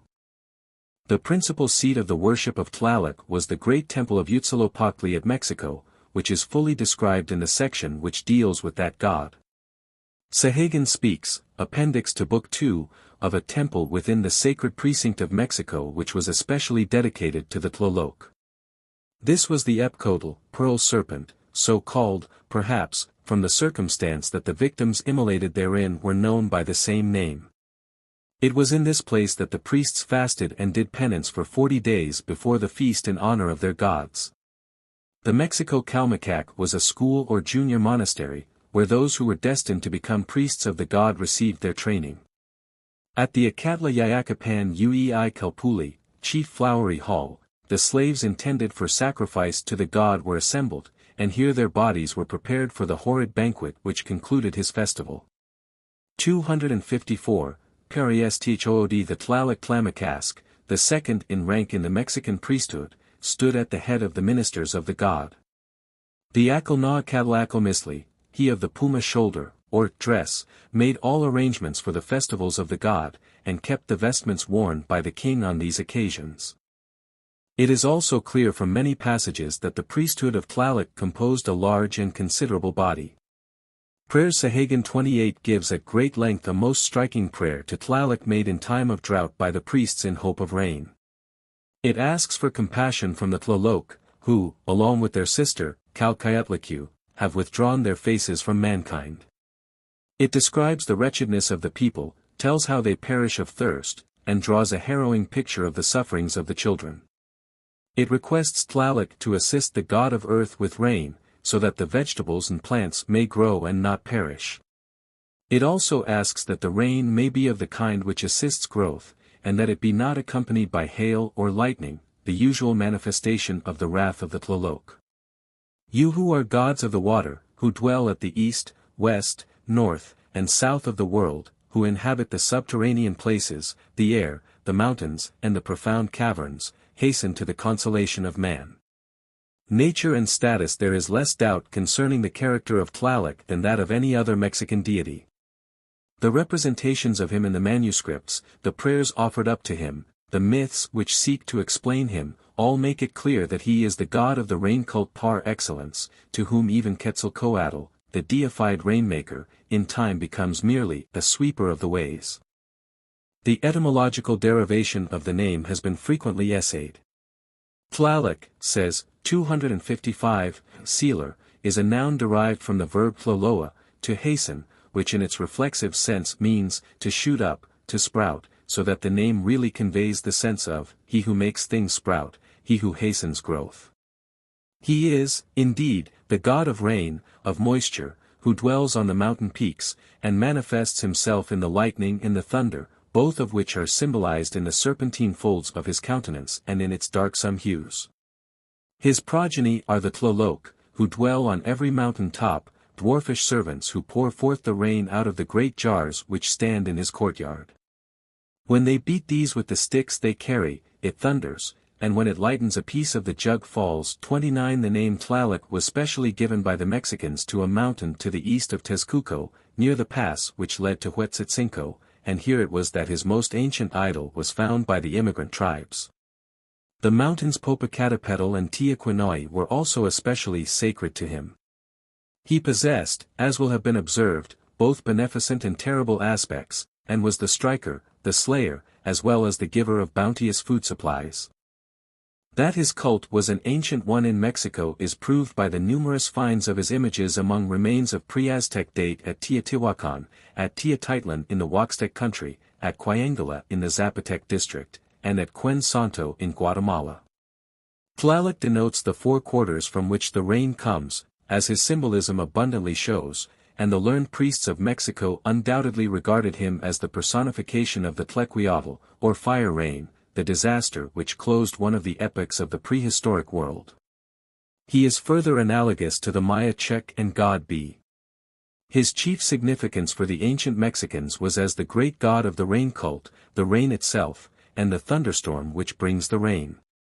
In his serpentine form we may, perhaps, see a reminiscence of the mythical beast of dragon or serpentine form known to many mythologies as the water provider, which must be slain by the sun hero ere the rain flood, 256, is released to assist the growth of the crops. None of the myths relating to him serve to assist such a hypothesis, but certain paintings in the codices appear to relate to some such myth, and page 74 of the Maya Dresden Codex, which relates to the deluge caused by the water sun, shows a great serpent vomiting water upon the earth, showing that in Central America the rain was supposed to emanate from a monster of this description. 30 It is significant that Tlaloc wears Toltec dress, and from this and from his name, 9 Jaguar, we may be justified in concluding that he is in a sense to be regarded, like Quetzalcoatl, as the Toltec priest. Balaam, the Mayaquiche word for jaguar, signifies also priest, and that the title was superadded to the serpentine conception of him is shown by the expression jaguar serpent, by which he is alluded to in the hymn quoted above. The Poyotlan was not only his temple, but a district of Tlalocan, where he was supposed to hold sway. This I would translate, place of the mugwort, or absinthe, and it is clear that he, as well as Calchihutlacu, his spouse, has some mysterious connection with this plant, which has been shown by Dr. Rendell Harris to have been the especial medicine plant of the Greek Artemis. It is strange, too, to find both the god and his victims, like the dragon gods of China, connected with the pearl. Tlaloc is also god of the 4 quarters or 4 weathers. The seventh-day sign, Mazatl, deer, which he takes, is appropriate, as the deer symbolizes the quest for water and vegetation.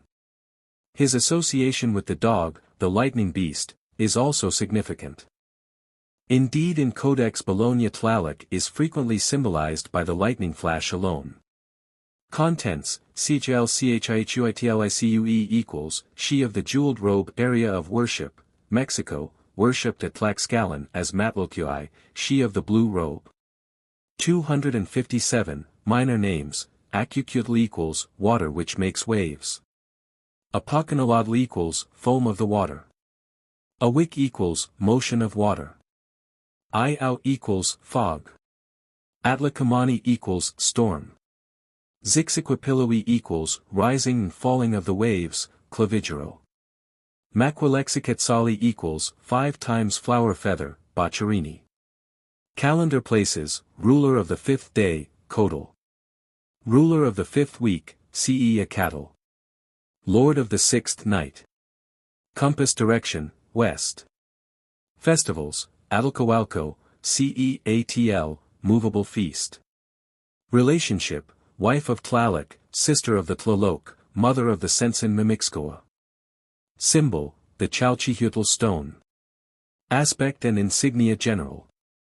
In Codex Borgia, sheet 14, she is depicted wearing a blue, stepped nose ornament and a serpent helmet mask.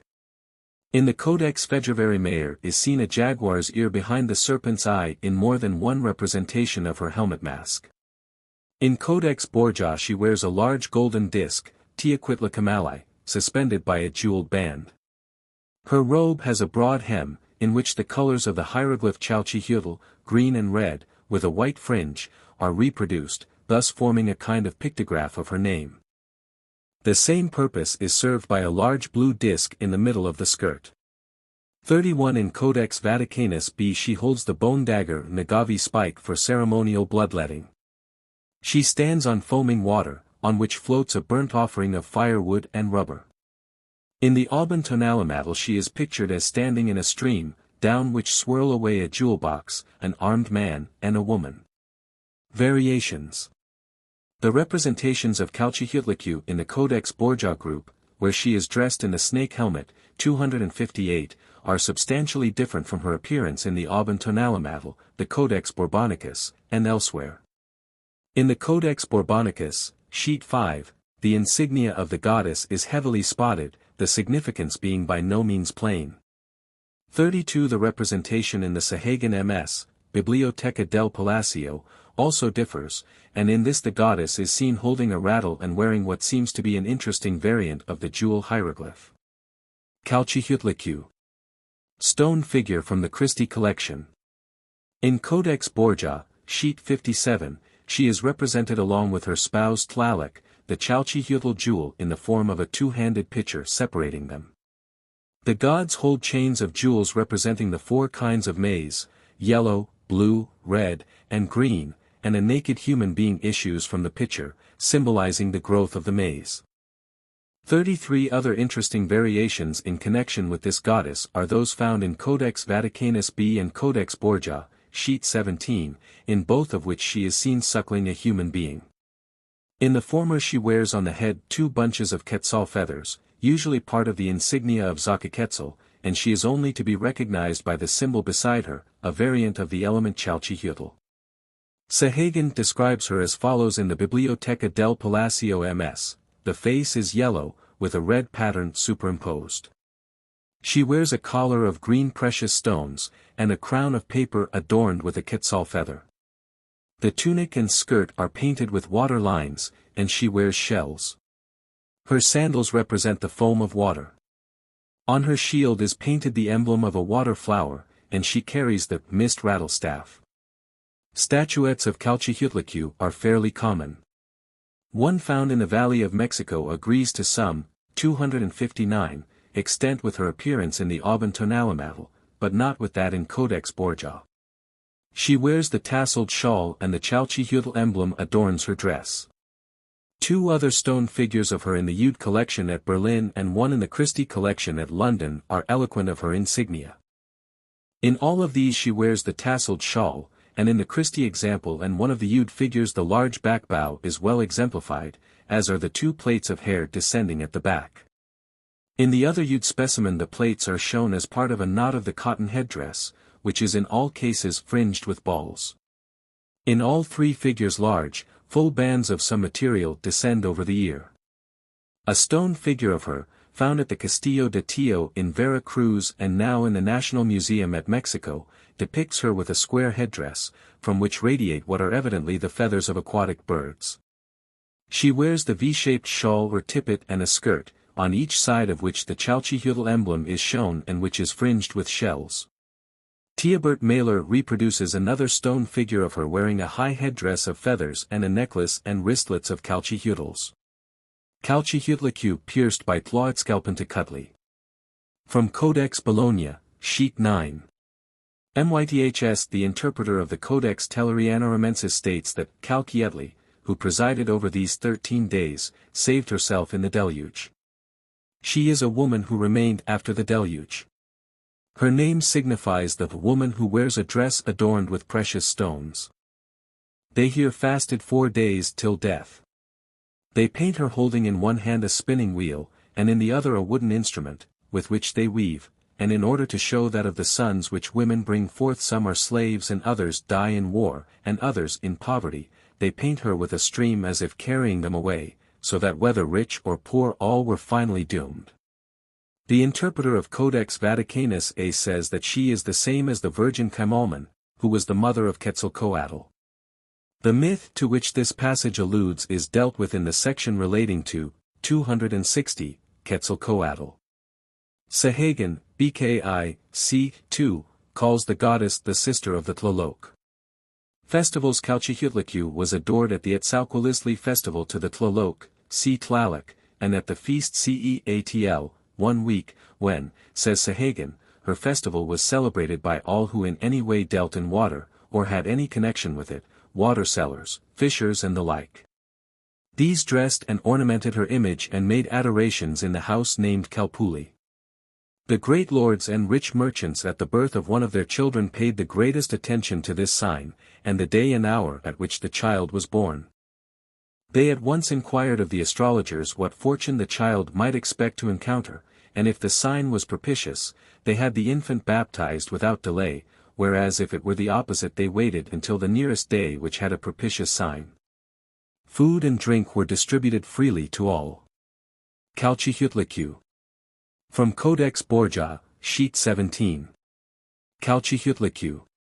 From the Sahagan MS. Uxtoshuatl. From the Sahagan MS. Periesthoodi Vaisha 34 states that King Nahiatl instituted a college of priests expressly for the service of this goddess. These were celibate and wore long and ample robes of a somber color. They went barefooted in the sanctuary, fasted frequently, and were given to penitence and contemplation. Their high priest was called Ochcotli 35 and the entire cult was modeled on that of Quetzalcoatl. This did not prohibit them, however, from the sacrifice of human beings. Nature and status. Chalchihuitlicu was the female counterpart of Tlaloc, and the goddess of water and moisture. Sahagan, BKI, c. 2, says of her, she was supposed to have her existence in the sea, the rivers and lakes, and had power to take the lives of those who ventured upon them, and to raise tempests. 261. The name means, she whose raiment consists of green gems, or, she of the jeweled robe, and is allegorical of the brilliant surface of flowing rather than stagnant water. She is, says Seeler, an appropriate representative of the sign, snake.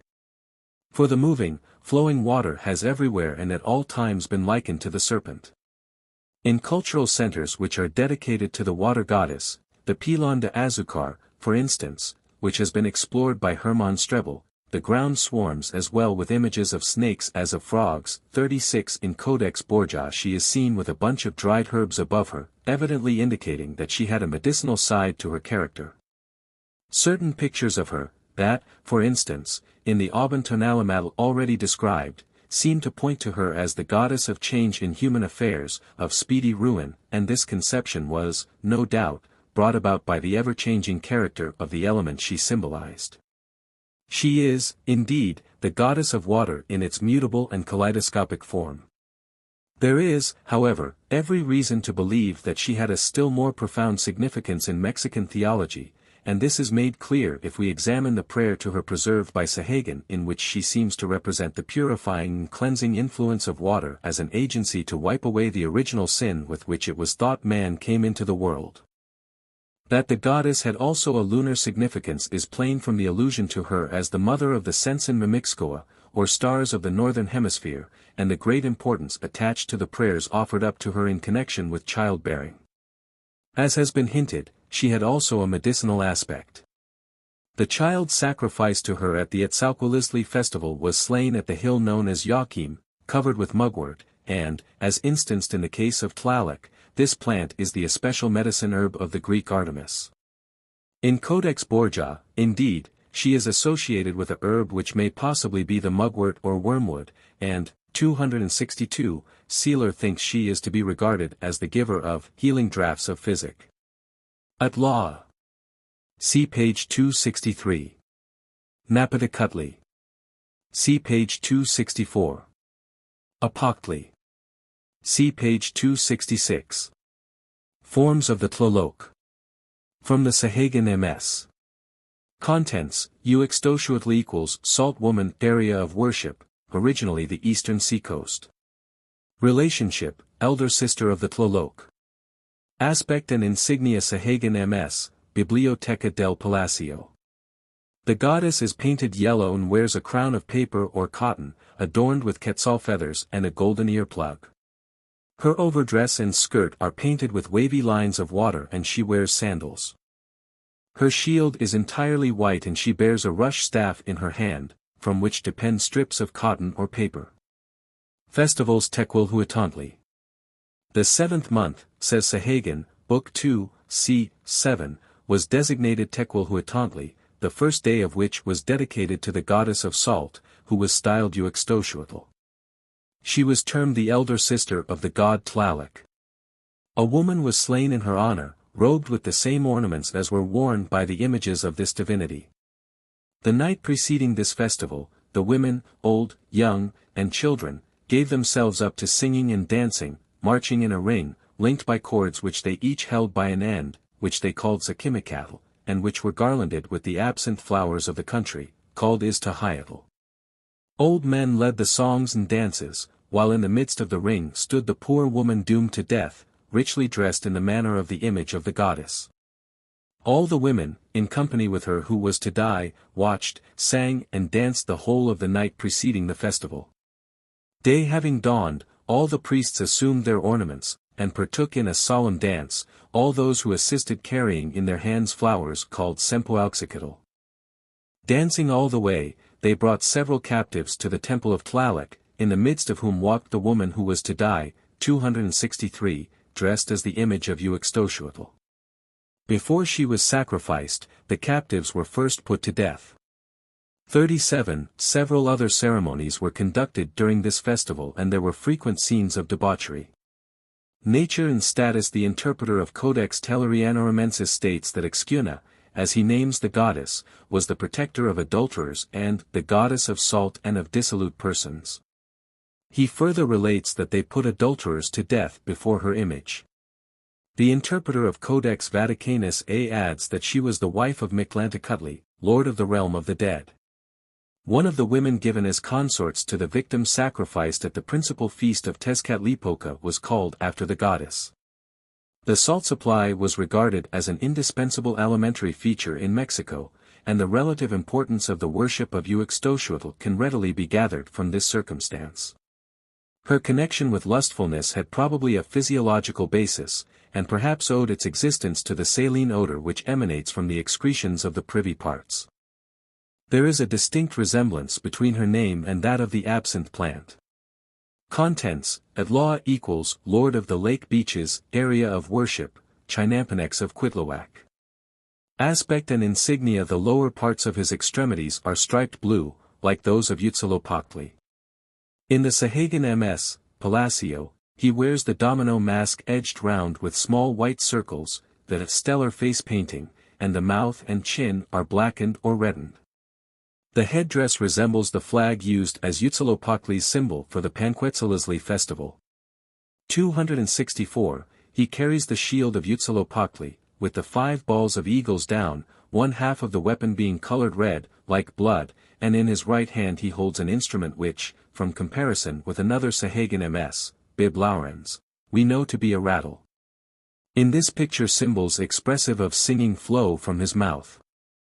Nature and status. He was a god of the inhabitants of the floating gardens of Lake Xochimilco, the tribe known as the Chinampenecs, and from the stellar face painting he must at some time have been identified by one of the early hunting tribes with one or other of the stars. His possession of Huitzilopochtli's shield is perhaps further proof of his stellar association. He may have been one of the Sensinuitzna, see Huitzilopochtli, myths. Contents: Napatikuhtli equals 4 times Lord. Area of worship, shores of Lake Texcoco. Relationship, one of the Tlaloc. Aspect and insignia. Sahagan MS, Biblioteca del Palacio. The body paint is black, but a plaster of salvia chia is worn on the face underneath the eyes. The god wears a paper crown sprinkled with rubber gum, and a tuft of paper at the back of the head, from which quetzal feathers depend. 2 long strips of paper hang from under the crown down the back of the neck, and these are also sprinkled with rubber gum. Across the right shoulder is slung a band of paper, and an underdress of the same material surrounds the hips, and these are also sprinkled with gum. Sandals are worn, and the shield is decorated with the water rose motif. A rush staff is carried in the hand, from which strips of paper hang, daubed with melted India rubber. Nature and status. Sahagan says that Napatikuhtli was the god of men who make mats out of aquatic reeds, and was one of the Tlaloc.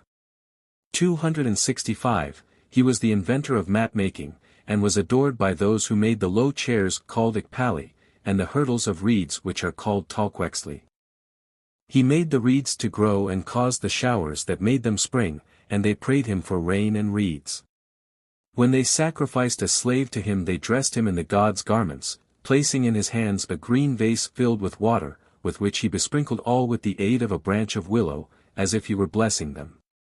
Then, in the course of the year, whenever one of this trade wished to feast this divinity, he acquainted the priests with his intention, who chose a priest, dressed him in the attributes of the god, like his image, and conducted him, asperging him on the way, with a branch of willow dipped in water. Arrived at the house, they prayed him to extend his favors to the dwelling, and the feast was celebrated, the god eating and drinking with the rest. This was done with the desire to recompense the god, and when they had spent all they had, they said, I care not if I am without means, so long as my God is satisfied with this feast. He may grant me more, he may leave me in misery, so long as his will is accomplished. So saying, they covered the representative of the god with a white mantle, who returned with his companions. The householder then feasted privately with his parents. The mat-makers plenished and ornamented the temple of their god with reeds and plants, and anything they placed in the temple was of the best workmanship. Contents: Matlauki equals, she of the blue robe, variant of Calchihutlicu, area of worship, Tlaxcalan. Relationship, second consort of Tlaloc. Appearance: she is recognized by her tasseled headband and cape, and often by a stepped nose ornament. 266, nature and status: a variant of Calchihutlicu. She was believed to preside over a mountain near Tlaxcalan. One of the women sacrificed to Tlaloc at the great festival to the mountain gods was called after this goddess. Contents: Apochtli equals, the southern, left-handed, or, the wizard, area of worship, the shores of Lake Texcoco. Relationship, one of the Tlaloc. Aspect and insignia: the Sahagan MS describes the insignia of this god as follows: he is painted black and has a patch or spot made from crushed seeds on his face. His crown is cut out of paper, and from it rise plumes of heron feathers, mingled with those of the quetzal bird. He has a band made of paper round his shoulders, a loincloth and white sandals. His shield bears the solar emblem and he carries a rattle staff in his hand. Nature and Status Sahagan, BKI, ch. 17, says of Apocli, that he is one of the Tlaloc. To him was attributed the invention of fishing nets and of the Minakakali, or three-pronged harpoon, an instrument recalling the classical trident, which was also used for spearing birds. He it was who originally contrived the nets used by the fowler to ensnare the aquatic birds which frequented the banks of Lake Texcoco, and the paddle was likewise his invention. Of all the Tlaloc he appears to have been the most practical, as well as the most closely identified with human pursuits, and naturally he figured as the patron of the fisher, the fowler, and those generally who plied their occupation on the water of the lake or on its shores. Upon the occasion of his festival they offered him food and ocli, the ears of maize, flowers, and burned tobacco before him as an incense, as well as copal and the 267 absinthe herb. They also placed before him toasted maize. The older priests chanted his praises and filed before his idol in procession. As we have seen in the case of Huitzilopochtli, the word Apocli may signify wizard, and I believe that the net, which would appear to a primitive people an apparatus of the most ingenious kind, would be regarded by them as the invention of a magician. Apocli would almost inevitably come to be connected with the Tlaloc because of the employment of his invention to catch fish and snare the aquatic birds which rested on the shores of Lake Texcoco. 268, 1 see remarks upon the Tlaloc cult in the introduction. 2 see my remarks upon Quetzalcoatl in the section which deals with him, and where he is identified with the trade wind which brings the rain. 3 BKI, c. 21. 4 see Appendix, the Tonalamatl and the Solar Calendar. 5 see Digest of the passage in chapter on Cosmogony, page 49. 6 see Spence, the Popol Vuh. London, 1908. 7 Sahagan, BKX, c. 28, section 10, states that Tlalocan was in the Olmec or Mixtec country, but Camargo, Histoire de Tlaxcalan, Nouvelles Annales de Voyages, 1843, tom. 99, pages 135 to 137, is a better authority on this particular subject. 8 Wood Mountain. 9 Place of Might. 10 Flower Feather. 11 Place of Darkness. 12 Beside the Stall, or Banner. 13 Pearl Serpent. 14 Rows of Pearls. 15 Servant. 16 Covered with Mugwort. 17 Book 2, c. XX. 18 Book 2, c. 3. 19 The Pantatlan equals, near the stake. 20 Book 2, c. 6. 21 All of the deities known by these names were Octli gods. 22 Temple Precinct. 23 BKI, c. 13. 24 Book 2, c. 35. 25 Xtlilxochtli, Relations, page 41, states that girls were sacrificed by the Toltecs to Tlaloc and buried. 26 Histoire de Tlaxcalan, in Ternocumpan's Nouvelles Annales de Voyages, 1843, tom. 99, pages 133, 135-7. 27 Volume 1, Book 6, page 251, English translation. See also Torquemada, Book 6, c. 23, Vaisha, Volume 1, page 27, Velázquez de Leon, Navidad Toluca, B.D., NSTNAC. Geography, Estad. Mexico, 1850. 28 Book 6, c. 7. 29 Historia de los Mexicanos por sus Pinturas, c. 2. 30 Forstmann, Die Maya-Handschrift zu Dresden, Leipzig, 1880. Second edition, 1892. 31 Codex Borgia, sheet 14, and Codex February Mayer, sheets 1 and 3. 32 Unless the costume be spotted like that of her spouse Tlaloc, with uli rubber gum, to represent rain. 33 This picture of Tlaloc and Calchihuitlicu is reminiscent of the Japanese myth of Susanoo and his sister Amaterasu, the sun goddess, who, desirous of progeny, stood one on either side of a river, the Milky Way, dipped jewels into the river, crushed them into dust and blew them away, gods were born from the dust so breathed upon. See Kojiki, translated by Basil Hill Chamberlain, in supplement to Volume X of Transactions of the Asiatic Society of Japan, 1882, pages 47 to 49. The Mexican picture has probably a similar generative significance. 34 Histoire Antique. De Mej. Tom. I. C. 28. 35 Chief Eagle. 36 Commentary on the Aubin Tonalamatal, page 56. 37 The resemblance of this festival to the Uei Tessielhüttel, the Feast of Xilanen, is obvious. For a fuller description, see Sahagan, Book 2, c. 27. Contents, Chapter 7 The Fire Gods. Contents, Xiahtecutli equals Lord of the Year, Area of Worship, Mexico. Toltec. Minor names, Tzoncaztli equals the Yellow-Haired. In Xiahtecutli Maquatok equals He who enters the Blue Stone Pyramid. Yeatzcuintli equals Three Dog. Quetzalcoatl equals the Flame. Xiconoitecutli equals Nine Lord. Uediatli equals the Old God.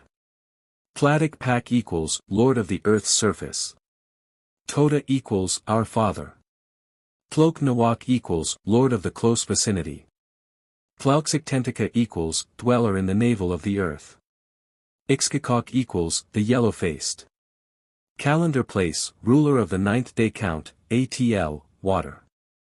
Ruler of the 9th Tonalamatal Division, CE Kotal.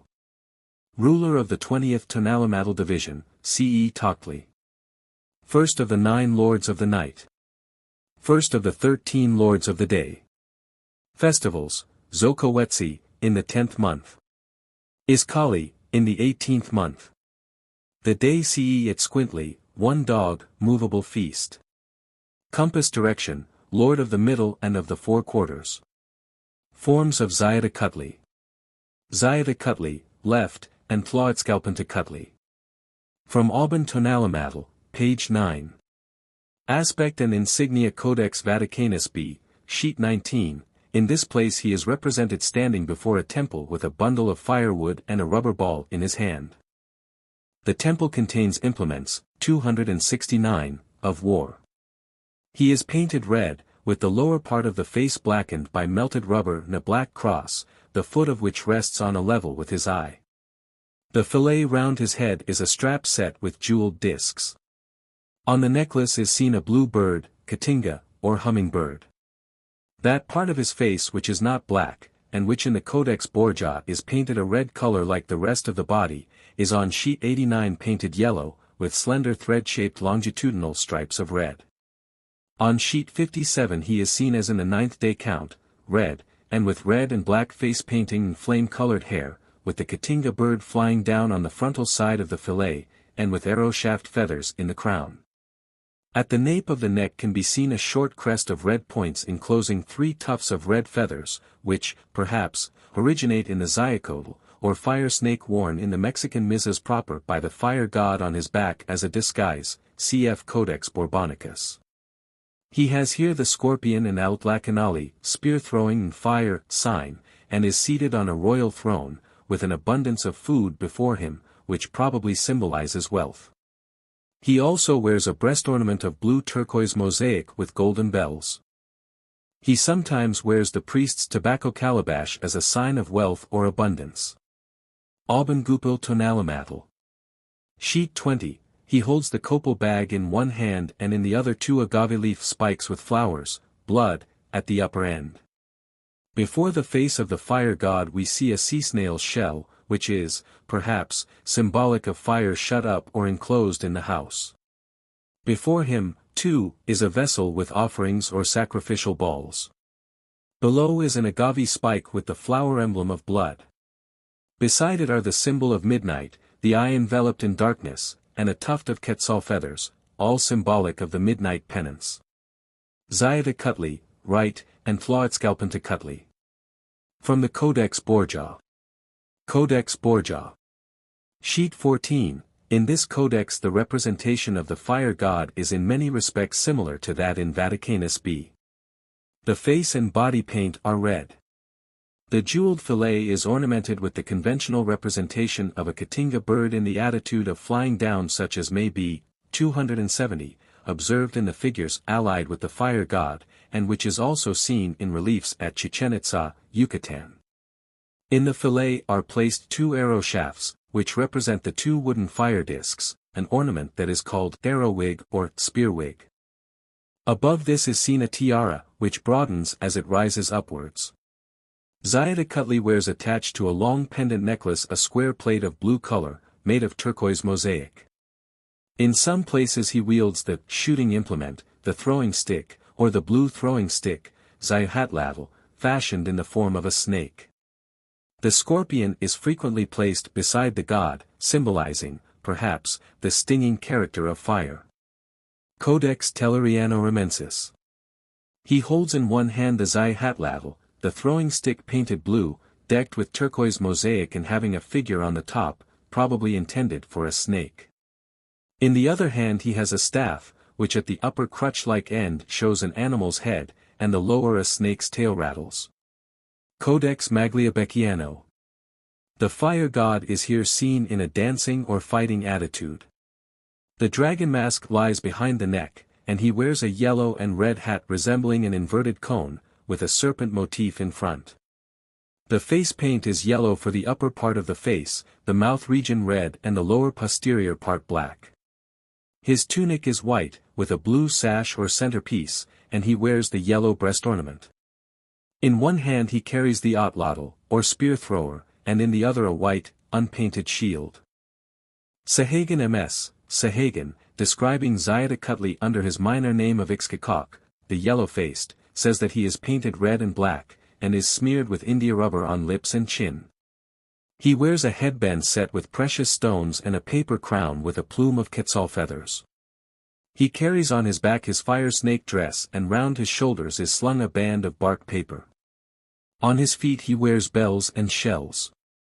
His shield is ornamented with precious stones, and in one hand he carries an instrument the use of which is apparently divinatory.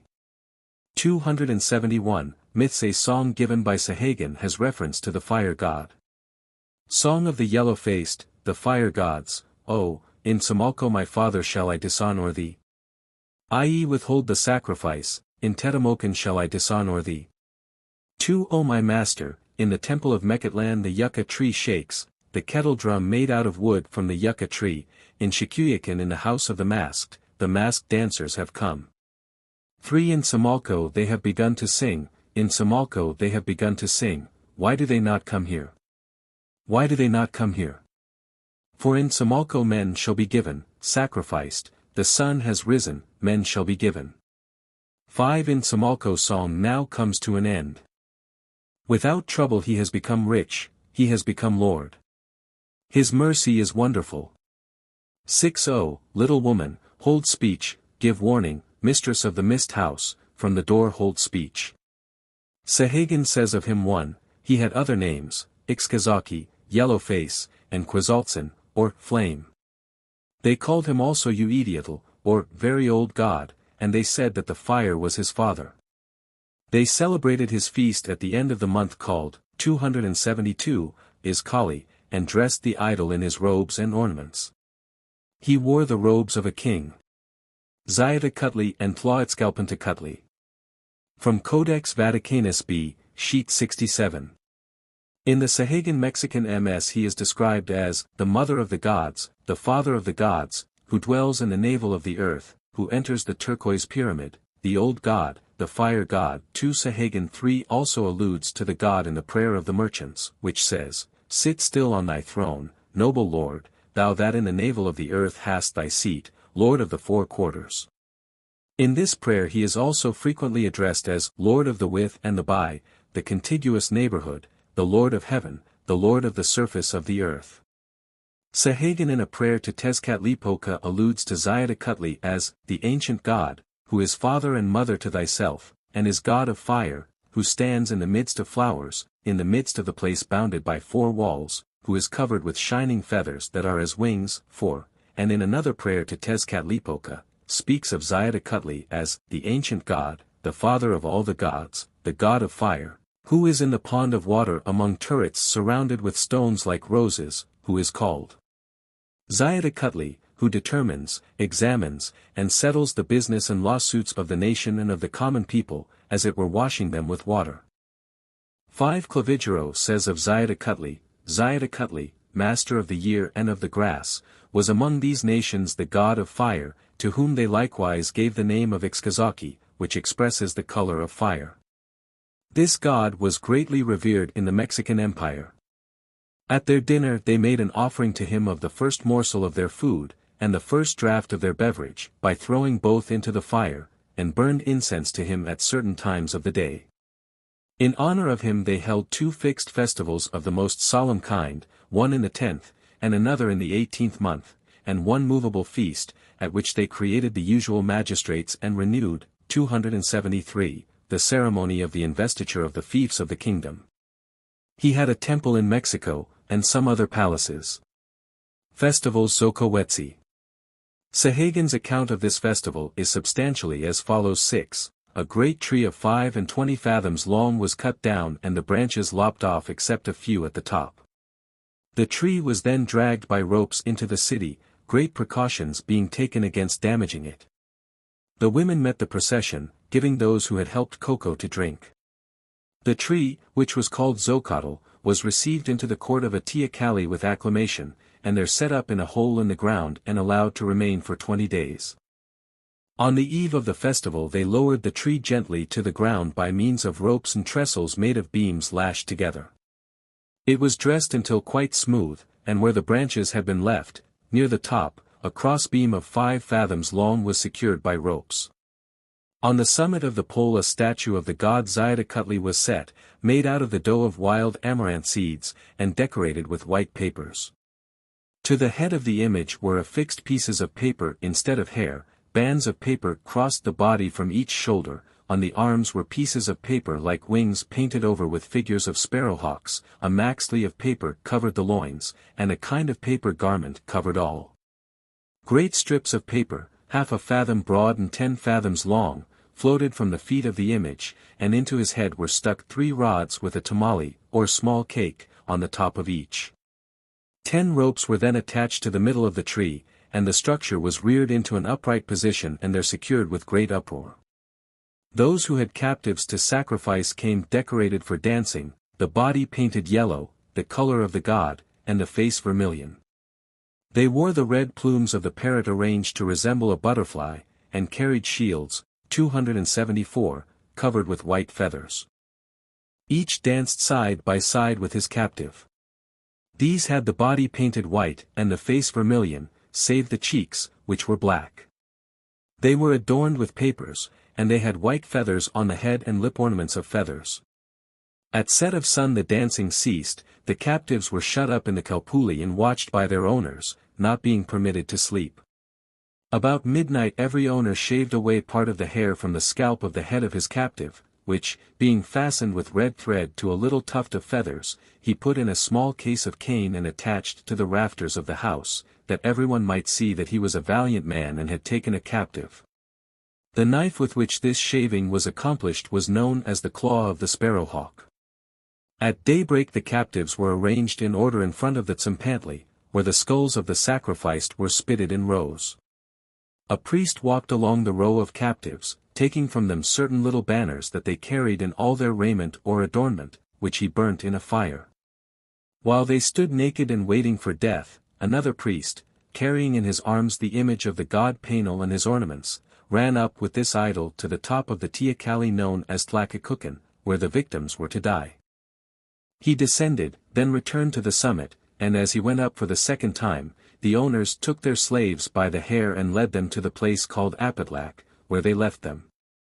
The priests who were to perform the sacrifice then descended from the Teocalli bearing bags of a narcotic incense called yatli, absinthe, wormwood, or mugwort, which they threw by handfuls into the faces of the victims to mitigate their death agonies.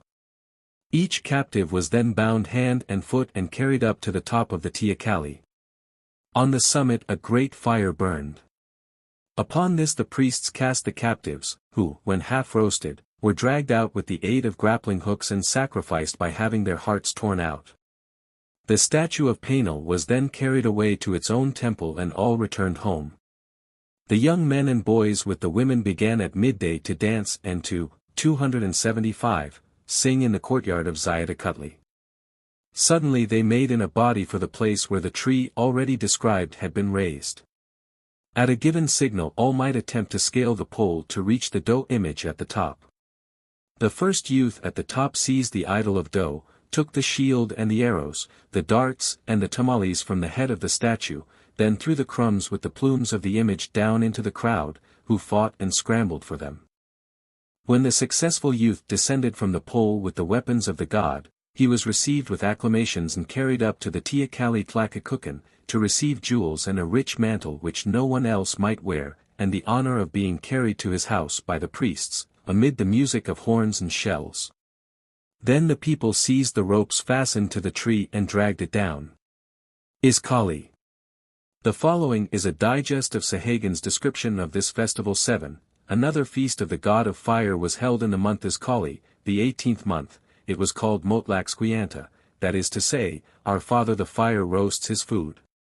An image of the god of fire was made, by tying a frame of hoops and sticks together and covering them with his ornaments. On the head of the image was placed a mask of turquoise mosaic, banded across with rows of green calchihuitls. Upon the mask was put a crown fitting to the head below, wide above, and covered with rich plumage. A wig of reddish hair was attached to this crown so that the locks flowed from below it, behind and around the mask. A robe of feathers covered the front of the image and fell over the ground before the feet. The back of the image was probably left unadorned and was concealed by a throne covered with a jaguar skin. Before this statue new fire was made at midnight with the fire stick. The spark obtained was put on the hearth and a fire lit. At break of day boys and youths came with game and fish that they had captured on the previous day. Walking round the fire, they gave it to certain old men that stood there, who, taking it, threw it into the 276 flames before the god, giving the youths in return certain tamales made for this purpose by the women. To eat these tamales it was necessary to strip off the maize leaves in which they had been wrapped and cooked. These leaves were not thrown into the fire, but were all put together and thrown into water. After this all the old men of the quarter in which the fire was drank octli and sang before the image of Xiuhtecuhtli till night. This was the 10th day of the month, and completed that part of the feast which was called Vaquitamalquilisli. On the 20th and last day of the month was made another statue of the fire god, on a frame of sticks and hoops. They placed on the head a mask with a ground of mosaic with small pieces of the shell called topazli, composed below the mouth of black stones, banded across the nostrils with black stones of another sort, and the cheeks made of a still different stone called Tezcatlipoca. As in the previous case, there was a crown on this mask, and over all and over the body of the image costly and beautiful decorations of featherwork. Before the throne on which this statue sat there was a fire, and the youths offered game to and received cakes from the old men with various ceremonies, the day closing with the drinking of octli by the old people, though not to the point of intoxication. Xiuhtecuhtli. From Codex Magliabecchiano. Xiuhtecuhtli. From Codex Borbonicus, sheet 23. Chantico. From Sahagun MS. See page 280. The festivals of this month were usually without human sacrifices, but every 4th year was an exception to this. In such a year, on the 20th and last day of the month, men and women were slain as images of the god of fire. The women who had to die carried all their apparel and ornaments on their shoulders, and the men did the same. They were decorated to resemble the god of fire, they ascended the Teocalli, walked round the sacrificial stone, and then descended and returned to the place where they were to be kept for the night. Each man had a rope tied round the middle of his body, which was held by his guards. At midnight the hair of the crown of the head of each was shaven off before the fire and kept for a relic, and the head itself was covered with a mixture of resin and hen's feathers. After this the 277 victims burned their clothing, or gave it away to their keepers, and as the morning broke they were decorated with papers and led to the place of sacrifice with singing and dancing. These festivities went on till midday, when a priest of the temple, arrayed in the ornaments of the god Penel, came down, passed before the victims, and then went up again. They were led up after him in the order in which they had to die. There was then a grand dance of the nobles, led by the king himself, each dancer wearing a high-crowned paper coronet, a kind of false nose of blue paper, earrings of turquoise mosaic, or of wood wrought with flowers, a blue, flowered jacket, and a mantle. Suspended from the neck of each was the figure of a dog made of paper and painted with flowers. In the right hand was carried a stick shaped like a chopping knife, the lower half of which was painted red and the upper half white. In the left hand was carried a little paper bag of copal.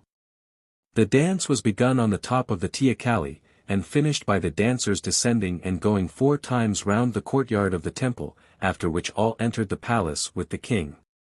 This dance took place only once in 4 years, and none but the king and his lords could take part in it. On this day the ears of all children born during the 3 preceding years were pierced with a bone awl, and the children themselves passed near or through the flames of a fire. There was a further ceremony of taking the children by the head and lifting them up, to make them grow, and from this the month took its name, Iskali, meaning, growth. Suitsquintli. Of this movable feast Sahagun says 8, they said that the sign Seitsquintli was the sign of fire, and on it they made a great feast to Xiahtacutli, god of fire, to whom they offered copal incense and numbers of quails. They decked his image with paper of different kinds and many rich ornaments. Then the great made high celebration of the event in their houses. It was under this sign that they made election of the king and the consuls, which was celebrated in the 14th temple by banquets, dances, 278, and great liberality. It was at those feasts that war upon enemies was proclaimed. Ixcocauqui. From the Sahagun MS. Chantico. From Codex Telleriano-Ramensis, folios 21, verso. See page 280. Temple Sahagun states 9 that the Tzimmalco was the temple of Xiahtacutli. At the foot of the steps of this temple was a terrace to which several steps gave access, and upon this certain female slaves were occasionally sacrificed. Per Esthood the Ixcocauqui Tzimmalco Tiahua appear to have been the especial priests of Xiahtacutli. 10 Nature and status. Although Xiahtacutli undoubtedly appeared to the Mexicans as the personification of fire, it was more as that element in its primeval and original form, its chaotic and elemental shape. He is, indeed, the pre-solar fire which existed before the creation of the sun or moon, and just as the gods of water ruled over moisture wherever it was to be found, so was Xiahtacutli imagined as holding sway over fire, whether it came from the heavens above or the earth beneath. Thus we find him spoken of by Sahagun as dwelling in the navel of the earth, where the volcanic fires have their origin, and as having his place above in what appears to be a species of cloud castle, for the Mexican word for embattlement is derived from that for cloud. 11 He is also called he who entereth the blue stone pyramid, which is, of course, the sky. He corresponds to the hour before sunrise, which makes it clear that his prehistoric precedence to the sun was insisted upon in the list of the day hours.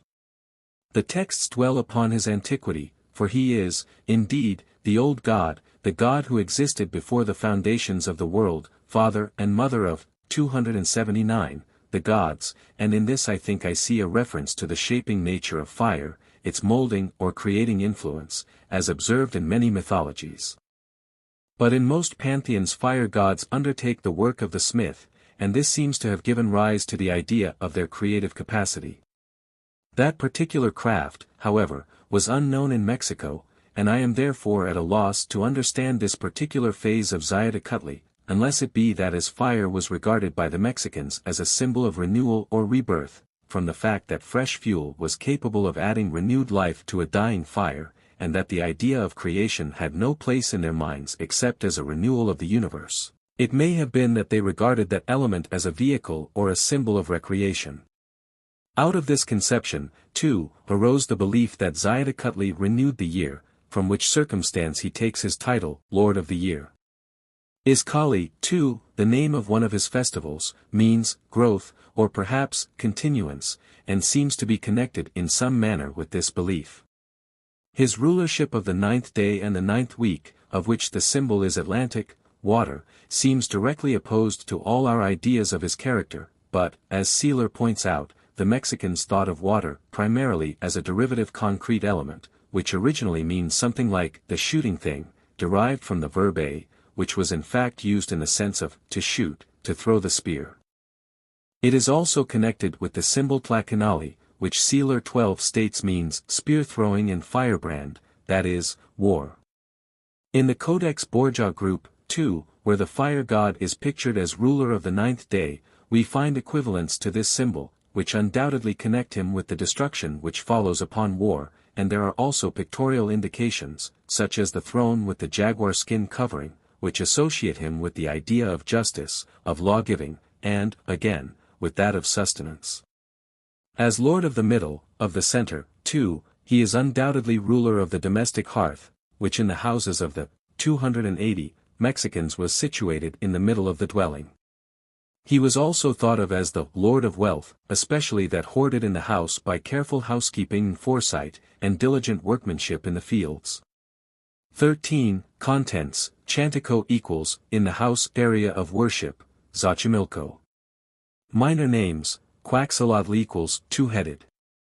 Shikunoyitsquintli equals, nine-dog. Papaloxol equals, butterfly painting. Tlapapalo equals, she of the red butterfly. Ye Quetzalpan equals, three-lizard. Calendar place, ruler of the 18th Tonalamatal division, CEE cattle. Compass direction, the west. Festival, Shishinoyitsquintli, the day, nine-dog. Symbol, the eagle's foot. Aspect and insignia Sahagan MS, the lower half of her face is black, daubed with rubber, and the upper half is red. She has a golden earplug. She wears a red garment and her hair is bound up in a fillet of cotton rags. On her back she wears the arrow-like device Mayatli. Her overdress is the color of spring flowers. In one hand she holds a feather staff, the paper covering of which is painted with the acute-angled figure which denotes cotton, and in the other she bears the shield with the device of the eagle's foot. Sahagan says her priest had to keep in readiness for her festival red and black pigments, a robe, white sandals, and small shells. Codex Borgia. In this MS she is represented with a yellow face and a yellow body. She wears a red tippet, white skirt, and a step-shaped nose ornament, while her head is wrapped round with a red cloth edged with white shell discs, a feather decoration surmounting the cloth. 281, Codex Vaticanus B. Here she has a yellow face with two red cross lines like the narrow black stroke on the face of the fire god. Codex Telleriano-Ramensis. Her face is painted yellow, disposed in a number of fields, each containing a ring in the center. She has the long tusk of a carnivorous beast. She wears golden pendants in nose and ears, possibly a symbol of the solar pictograph, and on her head she wears the water and fire symbol Tlakenali. She wears the maxtlatl of the men, to symbolize her warlike nature, with a death's head behind her girdle. Codex Borbonicus. The lower half of her face is painted black, and the upper red, like that of Xiaotecutli. She wears a blue nose plug, the decoration of the dead warriors. On her head she has the water and fire symbol.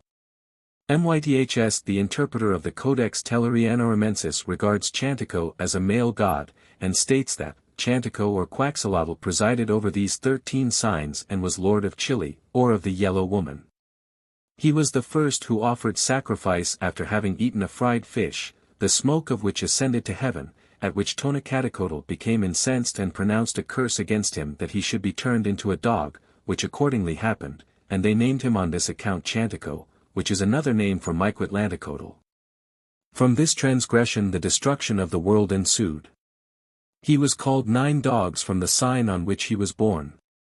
The interpreter of the Codex Vaticanus A deals with Chantico in almost the same words. Chantico, they say, was the first who offered sacrifice after having eaten a fried fish, and that in consequence of the presumption of offering sacrifices without having fasted, Tonacatacutli became incensed and pronounced a curse against him that he should be changed into a dog, which is an animal of a very voracious nature, and accordingly they named him Nine Dogs. 282, This myth should be compared with that of Nada and Nina in the chapter on cosmogony. Festival Shikunoi Itzcuintli, 9 Dog. Sahagan 14 states that the lapidaries of Xochimilco who cut precious stones adored, among others, this goddess and made a feast to her on the above sign. They attributed to her the articles of feminine toilet, and ornamented her with golden earrings and a butterfly nose plug of the same metal. At her festival 4 captives represented Chantico, Nal Pili, 15 Makwilkali, 16 and Sintiatl, and were dressed in their insignia. Duran, who confounds Chantico with Tlazolteotl, states that at this feast these captives were cast into a fire exactly as at the Zokowetsi festival to Xiatakutli, Q.V., and that after the offering the priests mortified themselves by letting the resin from burning copal torches drop on their limbs. Temple and priesthood. The idol of Chantico was kept in close confinement in the dark Tlilan, and was not visible to the vulgar gaze. Sahagan states that she had a temple in Mexico called Tetlaman, and priests who lived in the Tetlaman Calmecac 17, and that the office of these priests, the Tecamatua, was the furnishing of paint, feathers, and other necessaries for the feast of the goddess. Nature and status. Like Xiatakutli, the character of Chantico is expressed by a watery sign, that of Quiawitl, rain. This, however, is really connected with the old mythic fire rain at the end of the Watersun age, when fire fell from heaven and the foam stones foamed up and the rocks became red. The goddess must be regarded as the consuming fire, as, 283, is proved by an account of her image by Duran, representing her with open jaws and hungry fangs. It is because of this, too, that she came to be connected with the dog, 18 the biting animal, and that her festival is held on the date Shikunai Itzcuintli, 9 Dog. She is further the volcanic fire which is hidden in the center of the earth, and which was symbolically represented by the fire shut up in the Tlilan temple or sacred edifice, and this Plutonic significance is perhaps the reason why the interpreters speak of her as having the characteristics of Mictlantecuhtli, the god of Hades, but they speak of her as well as the Yellow Woman. Her butterfly names also have reference to the flitting shapes seen in flame. She is the patroness of chili pepper, which was naturally associated with the fiery element and was therefore connected with the end of a period of fasting, the Mexicans regarding abstinence from this condiment as equivalent to a fast. The myth which speaks of her as having been punished for eating fish before a sacrifice is also eloquent of this relationship, and also by its reference to her transformation into canine form connects her further with the dog and makes her a patroness of the Nanualtan, or wizards, who on the day Itzcuintli, Dog, had a special power to transform themselves into animals. Her name, in the house, alludes, of course, to her character as a goddess of the domestic hearth. She was also the patroness of the goldsmiths and jewelers of Xochimilco, who of all crafts required the assistance of her element. Contents, Quaxilotl equals, split at the top, flame, relationship, a variant of Chantico. Festival, Susochil, 1 flower. Aspect and insignia. She is so called because she wears Xolitl's decoration on her head. The double face of Xochiquetzal in Codex Borgia, sheet 60, is regarded by Sealer as that of Quaxilotl, 284, the goddess parting into 2 heads. She is also the goddess who has borne twins. Nature and status. Quaxilotl is a variant of Chantico. The name, which signifies split at the top, seems to signify the kind of flame which bifurcates or splits into 2 tongues. She is thus connected with things double, and is the goddess who has borne twins. Sahagan, who calls her Quaxilotl Chantico 19, thereby identifies her with that goddess, and states that she was housed in the 29th temple in the Great Court at Mexico, the Tetlaman, which he distinguishes from that of Chantico proper, the Tetlaman Calmecac, the 27th. He states that slaves were sacrificed here on the sign Ce Xochitl, 1 flower, and perhaps this fixes the date of the festival of the goddess. 285, 1 BK c. 13. 2 Book 6, c. 17. 3 Book 9, c. 3. 4 Book 6, c. 4. 5 Book 6, c. 9. 6 Book 2, c. 29. 7 Book 2, c. 37. 8 Book 2, c. 19. 9 Book 2, Appendix. 10 C. Sahagan, Book 2, Appendix. 11 Sealer, Commentary on Tonalamatal of the Auban Gupal Collection, page 73. 12 Commentary on the Tonalamatal of the Auban Collection, page 71. 13 See also T. L. Prus, Die Führergötter als Ausgangspunkt zum Verständnis der mexikanischen Religion, Mitteilungen der Anthropologische Gesellschaft in Wien, Volume 33, Vienna, 1903, pages 129 to 233. 14 Book 9, c. 17. 15 Wizard Prince, evidently a patron of sorcerers and cunning workmanship. 16 5 House. 17 Book 2, Appendix. 18 Sahagan states that the dog is the symbol of fire, BK. 4 c. 22. 19 Book 2, Appendix. Contents, Chapter 8 The Akli or Pulque, Drink, Gods, Contents, General Name, Sensen Tatoktan equals, 400 rabbits. Area of Worship, Mexico generally. Festival, the Day Tokli, 2 rabbit, in the sign Ce Mazatl, 1 deer, a movable feast. Aspect and insignia. The constituent elements of the insignia of the Akli gods may be generally described as follows. 1. A two-colored face painting, the front half of the facial profile, i.e. the middle part of the face, being painted red in its entire length, both sides at the temples black, or dark green, or else black with longish yellow spots. 2. A nasal plate, handle-shaped, the ends involuted outwardly, or crescent-shaped, the golden waxdeck nose ornament, Yakimetzli. It is usually marked on all articles dedicated to the Akli gods. 3. A four-cornered ear pendant, which agrees substantially with that of the rain god.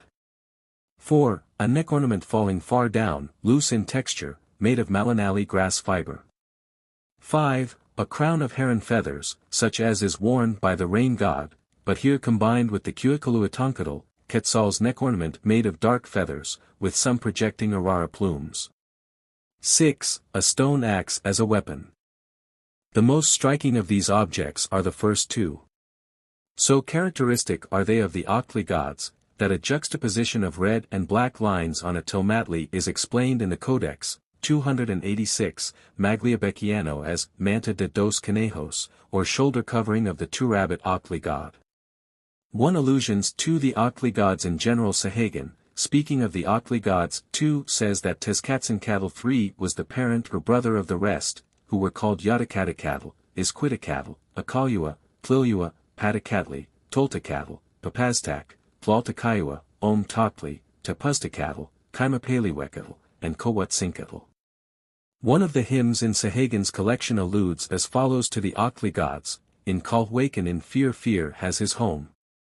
The god in the palace, Tezcatlipoca, he was dealt with, therefore he wept, the fire wept. Not so, shall it be, saith he, the god was dealt with, therefore he wept. The god in the palace Axalaco, he was dealt with, therefore he wept.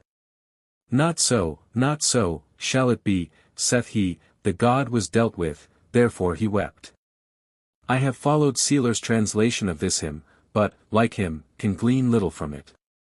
It seems to me to allude vaguely to the cutting of the agave plant, and the consequent withdrawal of the sap from which Akli is made. A report on the Waxtec territory dated 1579 evidently relates to the Akli gods. It states that, they related another fable, that they had 2 other effigies as gods, one called Omatokli, who is the god of wine, the other Tezcatlipoca, which is the name of the most exalted idol worshipped by them, and with these they had painted the figure of a woman named Hudanansen, that is, our great mother, because they said she was the mother, 287, of all those gods or demons. And those 4 above-mentioned male demons, they related, had killed this great mother, founding with her the institution of human sacrifice, and taking her heart out of her breast and presenting it to the sun. Similarly, they related that the idol Tezcatlipoca had killed the god of wine with his consent and concurrence, giving out that in this way he gave him eternal life, and that if he did not die, all persons drinking wine must die, but that the death of this Omatokli was only like the sleep of one drunk, that he afterwards recovered and again became fresh and well. Festival. The principal festival of the Ochtli gods was Om Tochtli, 2 Rabbit, and this calendrical name became in a measure deified as a separate god, who was the same as Tepoztecatl. For Sahagun says of this festival, in the sign Ce Macatl, on the second day called Om Tochtli, they made a great feast to the god Esquitecatl, who is the second god of wine, and not only to him, but to all the gods of wine, who were very numerous. They ornamented his image in the temple, offered him food, and made songs and played on instruments in his presence. They placed a great jar of Ochtli in the court of the temple, and whoever wished drank from it. The duty of replenishing the jar was given to the men who cut the maguey. They carried to the house of the god the first fruits of the first sap, which they drew from it. Nature and status in general. When a man was intoxicated with the native Mexican drink of Ochtli, a liquor made from the juice of the agave americana, he was believed to be under the influence of a god or spirit. The commonest form under which the drink god was worshipped was the rabbit, that animal being considered, 288, as utterly devoid of sense. This particular divinity was known as Omatochtli. The scale of debauchery which it was desired to reach was indicated by the number of rabbits worshipped, the highest number, 400, representing the most extreme degree of intoxication. The chief Ochtli gods apart from these were Paitcatl and Tequecmacaniani. If the drunkard desired to escape the perils of accidental hanging during intoxication, it was necessary to sacrifice to the latter, but if death by drowning was apprehended, Titlowiani, the deity who hurried drunkards to a watery grave, was placated. If the debauchee wished his punishment not to exceed a headache, Quatlapanki, the head splitter, was sacrificed to, or else Papaztak, the nerveless. Each trade or profession had its own Omatochtli, but for the aristocracy there was one only of these gods, Coatzincatl, a name signifying, he who has grandparents. Several of these drink gods had names which connected them with various localities. For example, Tepoztecatl was the Ochtli god of Tepoztlan. The calendar day Omatochtli, which means, 2 Rabbit, because of the symbol which accompanied it, was under the special protection of these gods, and the Mexicans believed that anyone born on that day was almost inevitably doomed to become a drunkard. All the Ochtli gods were closely associated with the soil and with the earth goddess. After the Indians had harvested their maize they drank to intoxication, and invoked one or other of these gods. On the whole it is safe to infer that they were originally deities of local husbandry who imparted virtue to the soil as Ochtli imparted strength and courage to the warrior. Many of the titles of these deities are derived from place names, as Akalua, Caluatzincatl, Kaimalpanacatl, etc., and this widespread denomination would seem to show that their worship must have been established at an early period, and that each seems to represent a section of the population of Mexico. Their relation with the moon is plain, a rabbit dwelt therein, and they were rabbit gods. They seem to have been connected in a measure with the 289 cult of fire. Vettenkert states that the natives in his day, when they had brewed the new Ochtli, and it was ready to be drunk, first built a fire, walked round it in procession, and threw some of the new liquor into the flames, chanting the while an invocation to Tezcatlincatl to descend and be present with them. 5 Duran says that the Ochtli was a favorite offering to the gods, and especially to the god of fire. Sometimes it was placed before a fire in vases, sometimes it was scattered upon the flames with a brush, at other times it was poured out around the fireplace. 6 Sahagun also states that the liquor was poured on the hearth at 4 separate points. 7 Jacinto de la Serna describes the same ceremony as current in his day. 8 The invocation ran, "Shining rose, light-giving rose, receive and rejoice my heart." May not this connection with fire have arisen out of some such train of thought as connected the lightning with the sacred oak of Zeus?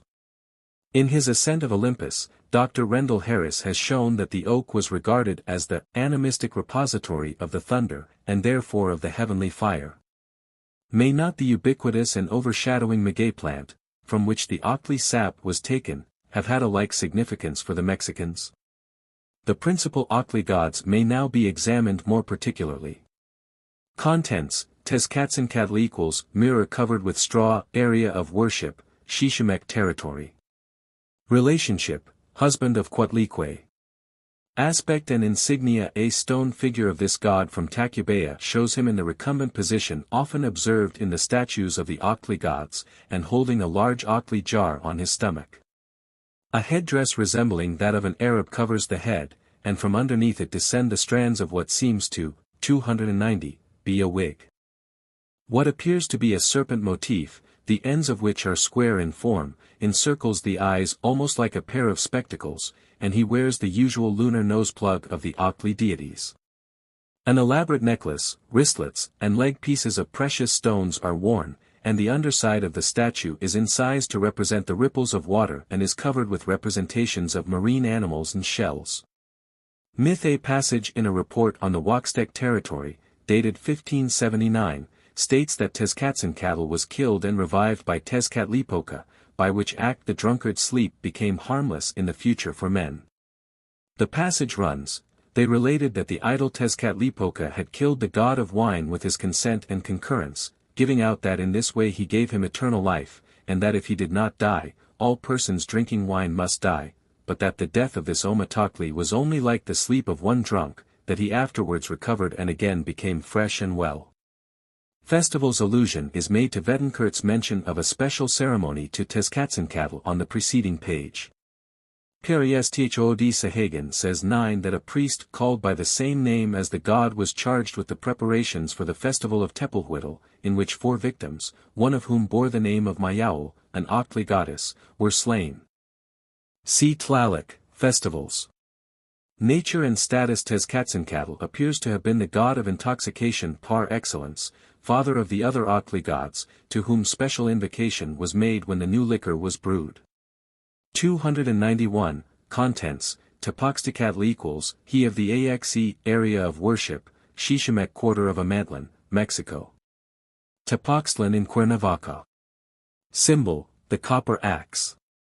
Appearance and insignia. In the Codex Magliabechiano, Tepoztecatl is pictured as wearing the peculiar nose-plug of the Occli gods, the motif of which reappears on his shield. He is crowned with a panache from which leaves sprout, and lunar and stellar symbols appear here and there in his insignia. He carries the copper axe symbolical of the Occli gods, and wears the Malinali herb necklace. Temple. The best-known temple of Tepoztecatl is that at Tepoztlan, so fully described by Seeler, see Bulletin 28 of U.S. Bureau of Ethnology, pages 341 ff., and Professor Marshall H. Seville, Proc. of America Association for the Advancement of Sciences, Volume 8 of the Bulletins of the American Museum of Natural History. Nature and status. Tepoztecatl was the Occli god of the Xiximec people of the quarter, or barrio, of Amantlan, in the city of Mexico Tenochtitlan. His idol was placed beside that of others in the holy place of that quarter, which boasted another Occli god, Macuiltoctli. One of the captives slain in the month Tepalhuitli, at the temple called Sensen Tetoctan in Tiapan, was named after him. The interpreter of the Codex Magliabechiano, speaking of Tepoztecatl, says, "This is the representative of a great iniquity which was the custom in a village named Tepoztlan, namely when an Indian died in a state of intoxication the others of this village made a great feast to him, holding in their hands copper axes, which were used to fell wood." 292, the question arises, in what manner was the axe connected with the Occli god? The axe is, of course, the implement of the Tlaloc, or rain gods, and of the Chek, or rain gods of Yucatan. Therefore, I take it, the axe of Tepoztecatl gives him a certain pluvial significance, which the Occli gods as strengtheners of the soil, the deities who gave courage to the earth, undoubtedly possessed. Contents, Paitcatl equals, he from the land of the medicines, area of worship, originally the Waxtec country. Relationship, husband of Mayaul. Calendar place, lord of the 12th day, Malinali. Lord of the 11th week, Ce Azamatli. The Occli gods. Tepoztecatl. From Codex Magliabechiano, 1 folios, sheet 37. Aspect and insignia. Codex Borgia. Sheet 57, he sits opposite Tlazolteotl and wears a crescent-shaped Waxtec nasal ornament, and on his breast a remarkable comma-shaped curved ornament which is, perhaps, a piece of a large spiral snail's shell, and which is peculiar to Paitcatl and Tlazolteotl. He has the half-black, half-light face of the Octli gods.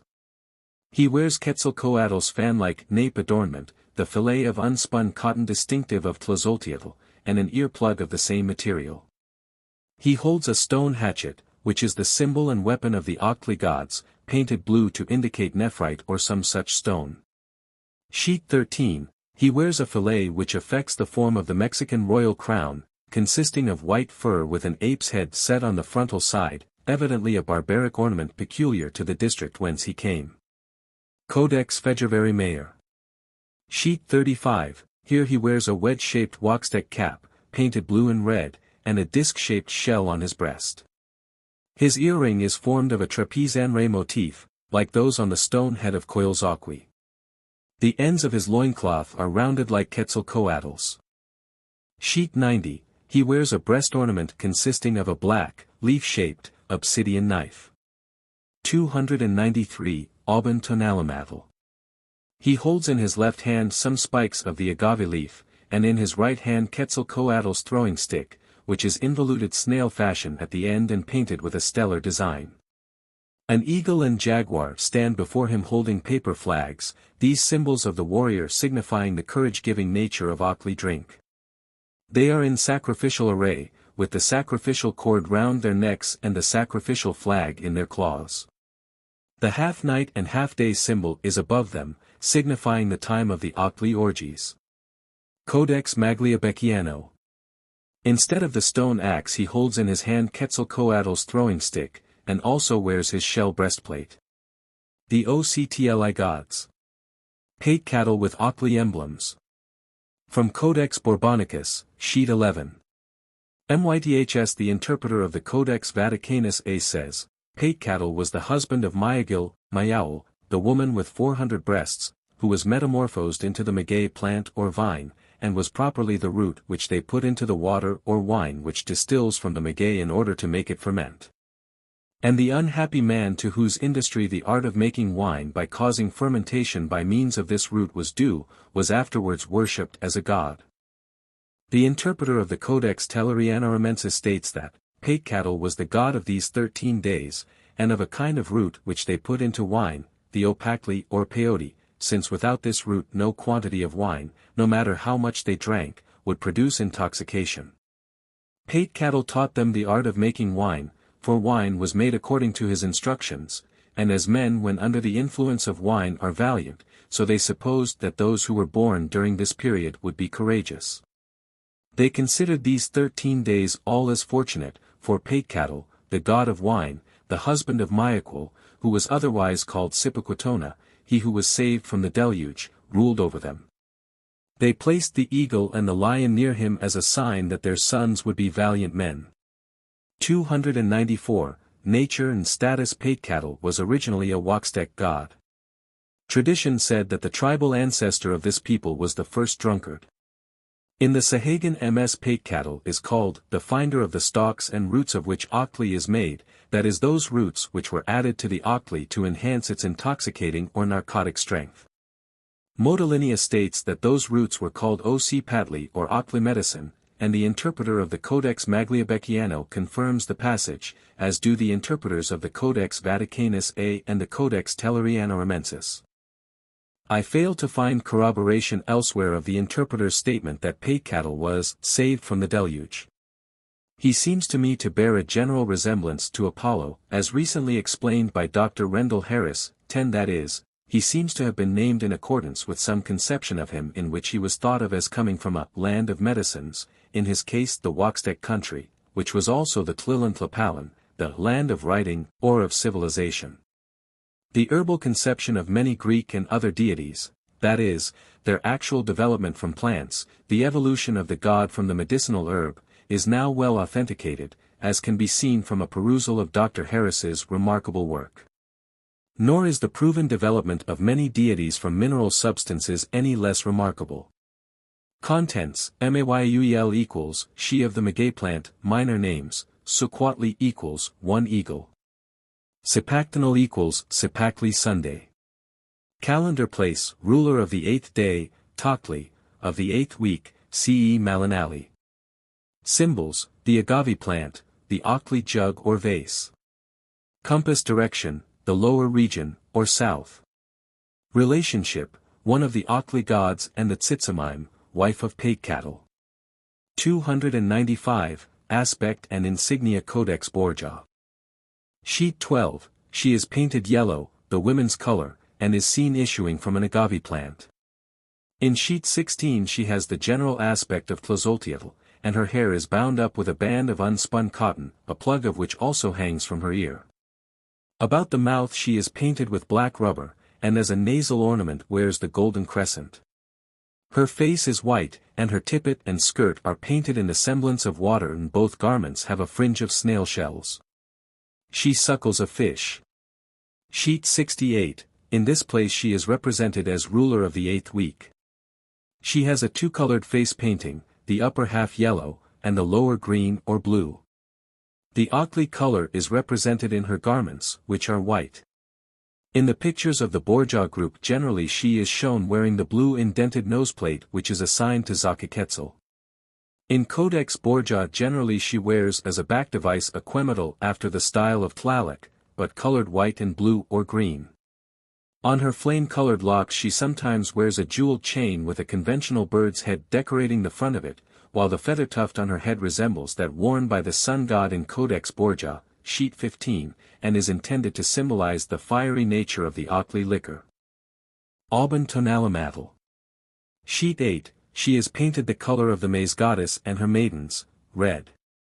As a headdress she wears a bandage with a neck loop formed and colored like that of the goddess Calchihutlacu, and connected with a high crown. She bears a copal incense bag. Codex Vaticanus A, she is shown with the upper half of her face yellow and the lower blue, thus depicting the typical two-colored face painting of the Ockley gods.